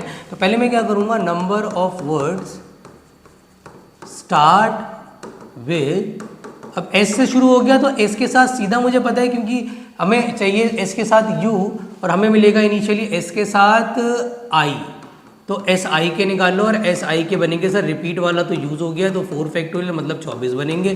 तो number of words start with, अब ले लो एस के साथ सर आर ले लो, एस के साथ आर हो सकता है, तो अब यहाँ पे 4 फैक्टोरियल हो जाएगा और डिवाइडेड बाय, क्योंकि आई रिपीट हो रहा है, आई इस बार यूज़ नहीं हुआ है तो रिपीट में काउंट होगा, तो यहाँ पे सर 12 वर्ड आ जाएंगे। फिर number of word start with, sir S के साथ अब कौन आएगा, एस के साथ कौन आएगा सीधा, अब यहाँ पे क्या यू आ जाएगा, एस के साथ नहीं आएगा, अब एस के साथ आएगा सर टी, तो एस के साथ अगर टी आएगा तो इसके भी कितने बनेंगे sir 4 factorial divided by 2 factorial, तो अल्टीमेटली कितना आ गया सर 12 ही आ जाएगा इसका भी, तो 24 वर्ड 12 वर्ड। अब एस के साथ आएगा यू, अब हमें थोड़ा सा रिलैक्स हो जाना है, क्या एस के साथ अगर यू आ गया, एस का यू आएगा, क्या यू के बाद एकदम से सर आर आ जाएगा, नहीं आएगा ना सर, एस के साथ यू के साथ फिर आई फिक्स्ड करो। तो अब मैं लिखूंगा number of words start with S, U आ चुका है अब क्योंकि यू का नंबर लगेगा, टी के बाद तो यू ही आता है, बट उसके बाद जो आएगा वो सर एकदम से हमें आर नहीं मिलेगा, पहले हमें आई वाले मिलेंगे, तो एस यू आई वाले निकाल लो। एस यू आई वाले कितने निकलेंगे सर, आई फिक्स्ड हुआ है और आई रिपीट में अब काउंट नहीं होगा, तो 3 फैक्टोरियल बन जाएगा जो कि 6 आ जाएगा। अब मैं क्या करूंगा मेरे भोले भाले बच्चों, number of word start with S U R का नंबर लग चुका है, तो जब आर का नंबर लग चुका है तो अब ना आपको बनाने की जरूरत नहीं है, अब एक काम करो, अब यहाँ से आप गिन लो पहले, क्योंकि अब हम अपने जो हमारा जो टारगेट है उसके बहुत नज़दीक है, तो अब हमें बनाने की ज़रूरत नहीं है। हम लिख देते हैं total words till now, total words till now. तो हमने क्या लिखा सर, हमारे टोटल वर्ड्स अभी तक हो गए हैं सर 120 में ऐड कर दो ये वाले 60, में ऐड कर दो सर ये वाले 24, में ऐड कर दो 12, में ऐड कर दो 12, में ऐड कर दो 6, तो कुल मिला के सर मेरा आ जाएगा ये 180 हो गया, और 24 और 6 को ऐड करा तो कितना हो गया 30 हो गया, और इसको ऐड करा तो कितना हो गया 24 हो गया, तो ये 54 हो गया, तो ये 234 हो गया। तो अभी तक हमारे 234 बन चुके हैं। अब मैं क्या करूंगा मेरे भोले भाले बच्चों, अब मैं सीधा वर्ड्स बनाना शुरू कर दूंगा क्योंकि मैं अपने टारगेट के बहुत ही ज़्यादा नज़दीक हूं। तो मैं सबसे पहले लिखूंगा 235th वर्ड मेरा क्या बनेगा, 235th वर्ड, और वो बनेगा सर SURIIT, IIT। सर ये SUR को मैंने फिक्स करा हुआ है और SUR के मैंने बनाए नहीं थे। पहला बनेगा IIT, जो हर साइंस वाले का सपना होता है IIT में जाना, लेकिन एक्चुअल में क्या हम IIT में हमेशा पहुंच पाते हैं? नहीं। हम कहाँ पहुंचते हैं? इसके आंसर में इसका जवाब छुपा हुआ है भैया। तो अब हमारा क्या आ जाएगा सर, 236 वर्ड जो हमारा बनेगा वो बनेगा SUR आई। अब अरेंज यहाँ से करूँगा ना तो आई से अगला ढूंढूंगा तो वो टी है, और ये वाला आई आपका पीछे शिफ्ट हो जाएगा। तो सपना IIT होता है लेकिन पहुँचते हम ITI हैं। तो ये रैंक भी हमारी निकल गई सुरती की। बड़ा प्यारा क्वेश्चन है बेटा, एक बार प्यार से इसको देख लें और वीडियो को पॉज करके नोट डाउन भी कर लें। अब आते हैं आपके एनसीईआरटी के एक एग्जाम्पल में जिसमें हमें दे रखा होगा रैंक निकालना होगा वर्ड। मतलब मैं बात कर रहा हूँ एक बहुत प्यारे एग्जाम्पल की जिसके अंदर उसने हमें अगेन वर्ड दिया हुआ है और उस अगेन वर्ड के अंदर हमसे सिंपल सा रैंक मांग रहे हैं कि बताओ 50th वर्ड क्या होगा। ऐसे क्वेश्चन भी एग्जाम में आए थे। अभी हमने क्या सीखा था? हमने सीखा था sir we have the word we need to find rank. अब हम क्या सीख रहे हैं? We have the rank we need to find word. वो भी बहुत सिंपल है। सबसे पहले आप क्या करो, टोटल वर्ड्स निकाल लो, अगेन से कितने निकलेंगे। टोटल वर्ड्स निकलेंगे sir 5 factorial divided by 2 factorial. Sir 120 मतलब सर 60 ही तो वर्ड टोटल निकल रहा है और 60 वर्ड में से 50वां मांग लिया है। अब मैं ज़्यादा डिटेल में नहीं जाऊँगा, ज़्यादा स्टेटमेंट नहीं लिखूंगा, सीधा आंसर पे आऊँगा। बट आप एग्जाम में स्टेटमेंट लिखोगे तो आप number of word start with A निकालो पहले। सर ए को फिक्स किया ना, सर ए को फिक्स कर दिया, ए रिपीट हो रहा था तो यहाँ पर सर 4 फैक्टोरियल आएगा और ए के बिना अगर ए से फिक्स होकर के 24 वर्ड टोटल बनेंगे। अब मैं नंबर ऑफ वर्ड्स निकालूंगा सर जी के। अल्फ़ाबेटिकली जी मेरा अगला वर्ड है, ABCD आपको आना चाहिए। तो अब यहाँ पे 4 फैक्टोरियल होगा बट क्योंकि ए रिपीट हो रहा है उसका 2 फैक्टोरियल से डिवाइड करेंगे सर 12 हो गए। अब मैं बात करूँगा सर नंबर ऑफ वर्ड्स, क्योंकि मुझे 50वां निकालना है। मैं अभी 24 और 12 36 तक ही पहुँचा हूँ, मैं बहुत दूर हूँ तो मैं भी और आगे कैलकुलेट करूँगा। तो अब मैं ले लूँगा सर आई। अगर मैं आई को लेता हूँ, मैंने आई को फिक्स किया फॉर एग्जांपल, तो उसके भी क्या बनेंगे 4 डिवाइड बाई 2, इसके भी 12 बनेंगे सर। 24 12 12 48 हो गए हैं भाई। अब और ज़्यादा रैंक्स निकालने की ज़रूरत नहीं है। अब पहले यहाँ पे लिख दो total words till now, total words till now. तो वो हो गया सर 24 + 12 + 12 और जो कि हो गया सर 48 वर्ड। अब मेरे भोले भाले बच्चों, आपने क्या करना है, आपको सिर्फ ये देखना है कि कौन सा ऐसा अल्फ़ाबेट है जो फिक्स होने के लिए रह गया, और वो मेरे बच्चों अल्फ़ाबेट रह गया है एन। भाई एन फिक्स होने के लिए रह गया ना, तो अब जो भी रिमेनिंग वर्ड्स हैं, टोटल वर्ड्स कितने बचे 12, 60 में से 12 बचे, वो सारे के सारे एन के होंगे। बट इनिशियली क्योंकि हमें डिक्शनरी देखनी बहुत अच्छे से आ गई है, तो इनिशियली जो मेरा 49th वर्ड बनेगा वो कौन सा बनेगा सर, वो बनेगा सर एन को फिक्स करो और बाकी को अरेंज करो, वो भी अल्फ़ाबेटिकली। नागी, नागिन की बात नहीं कर रहा, नागी इज़ 49th वर्ड। ये सर हमारा 49th वर्ड बना है, बट ये हमारा आंसर नहीं है। हमें तो 50वीं रैंक निकालनी है, तो रैंक दे रखा है, वर्ड निकालना है, बहुत ही स्मूथली हो जाता है। मुझे निकालना है सर 50th वर्ड, और 50th वर्ड मेरा हो जाएगा, एन को फिक्स किया AAIG। मौज आ गई सर ज़िंदगी की। रैंक अब ज़िंदगी में कभी नहीं भूलेंगे हम। उम्मीद करते हैं ये लेक्चर आपके इस 50वें वर्ड के साथ, जो कि हमारा नाइक है, अच्छे से क्लियर हो गया होगा बेटा। इसी के साथ हमारा चैप्टर नंबर 7 परमुटेशन कॉम्बिनेशन खत्म होता है। जितने एक्स्ट्रा क्वेश्चंस थे मैंने आपको करा दिए हैं। कुछ एक लेक्चर्स में आपके MCQs के और लेकर आ जाऊंगा, कोशिश करूंगा या तो अपलोड कर दूं या लाइव क्लास। उम्मीद करते हैं आपको हमारे एफर्ट्स, हमारी वीडियोस 100% पसंद आ रही होंगी। अगर बेटा वीडियो पसंद आई है तो इसको लाइक कर दें, अभी तक चैनल को सब्सक्राइब नहीं किया है तो कर दें, क्योंकि आप लोगों का रिस्पांस हमें अच्छा मिलता है, थोड़ा सा मोटिवेशन मिल जाता है। तो और अगर आपको लगता है कि हमारी वीडियो आपके दोस्तों के लिए भी हेल्पफुल हो सकती है तो उनके साथ भी शेयर करते हैं। मिलते हैं सीधा अगले लेक्चर में, जिसमें कोई नए चैप्टर के साथ हम शुरुआत करेंगे। जब तक अपना ख्याल रखें, खूब मन लगा के पढ़ाई करें और हाँ, डिस्ट्रैक्ट ना हो। Bye bye.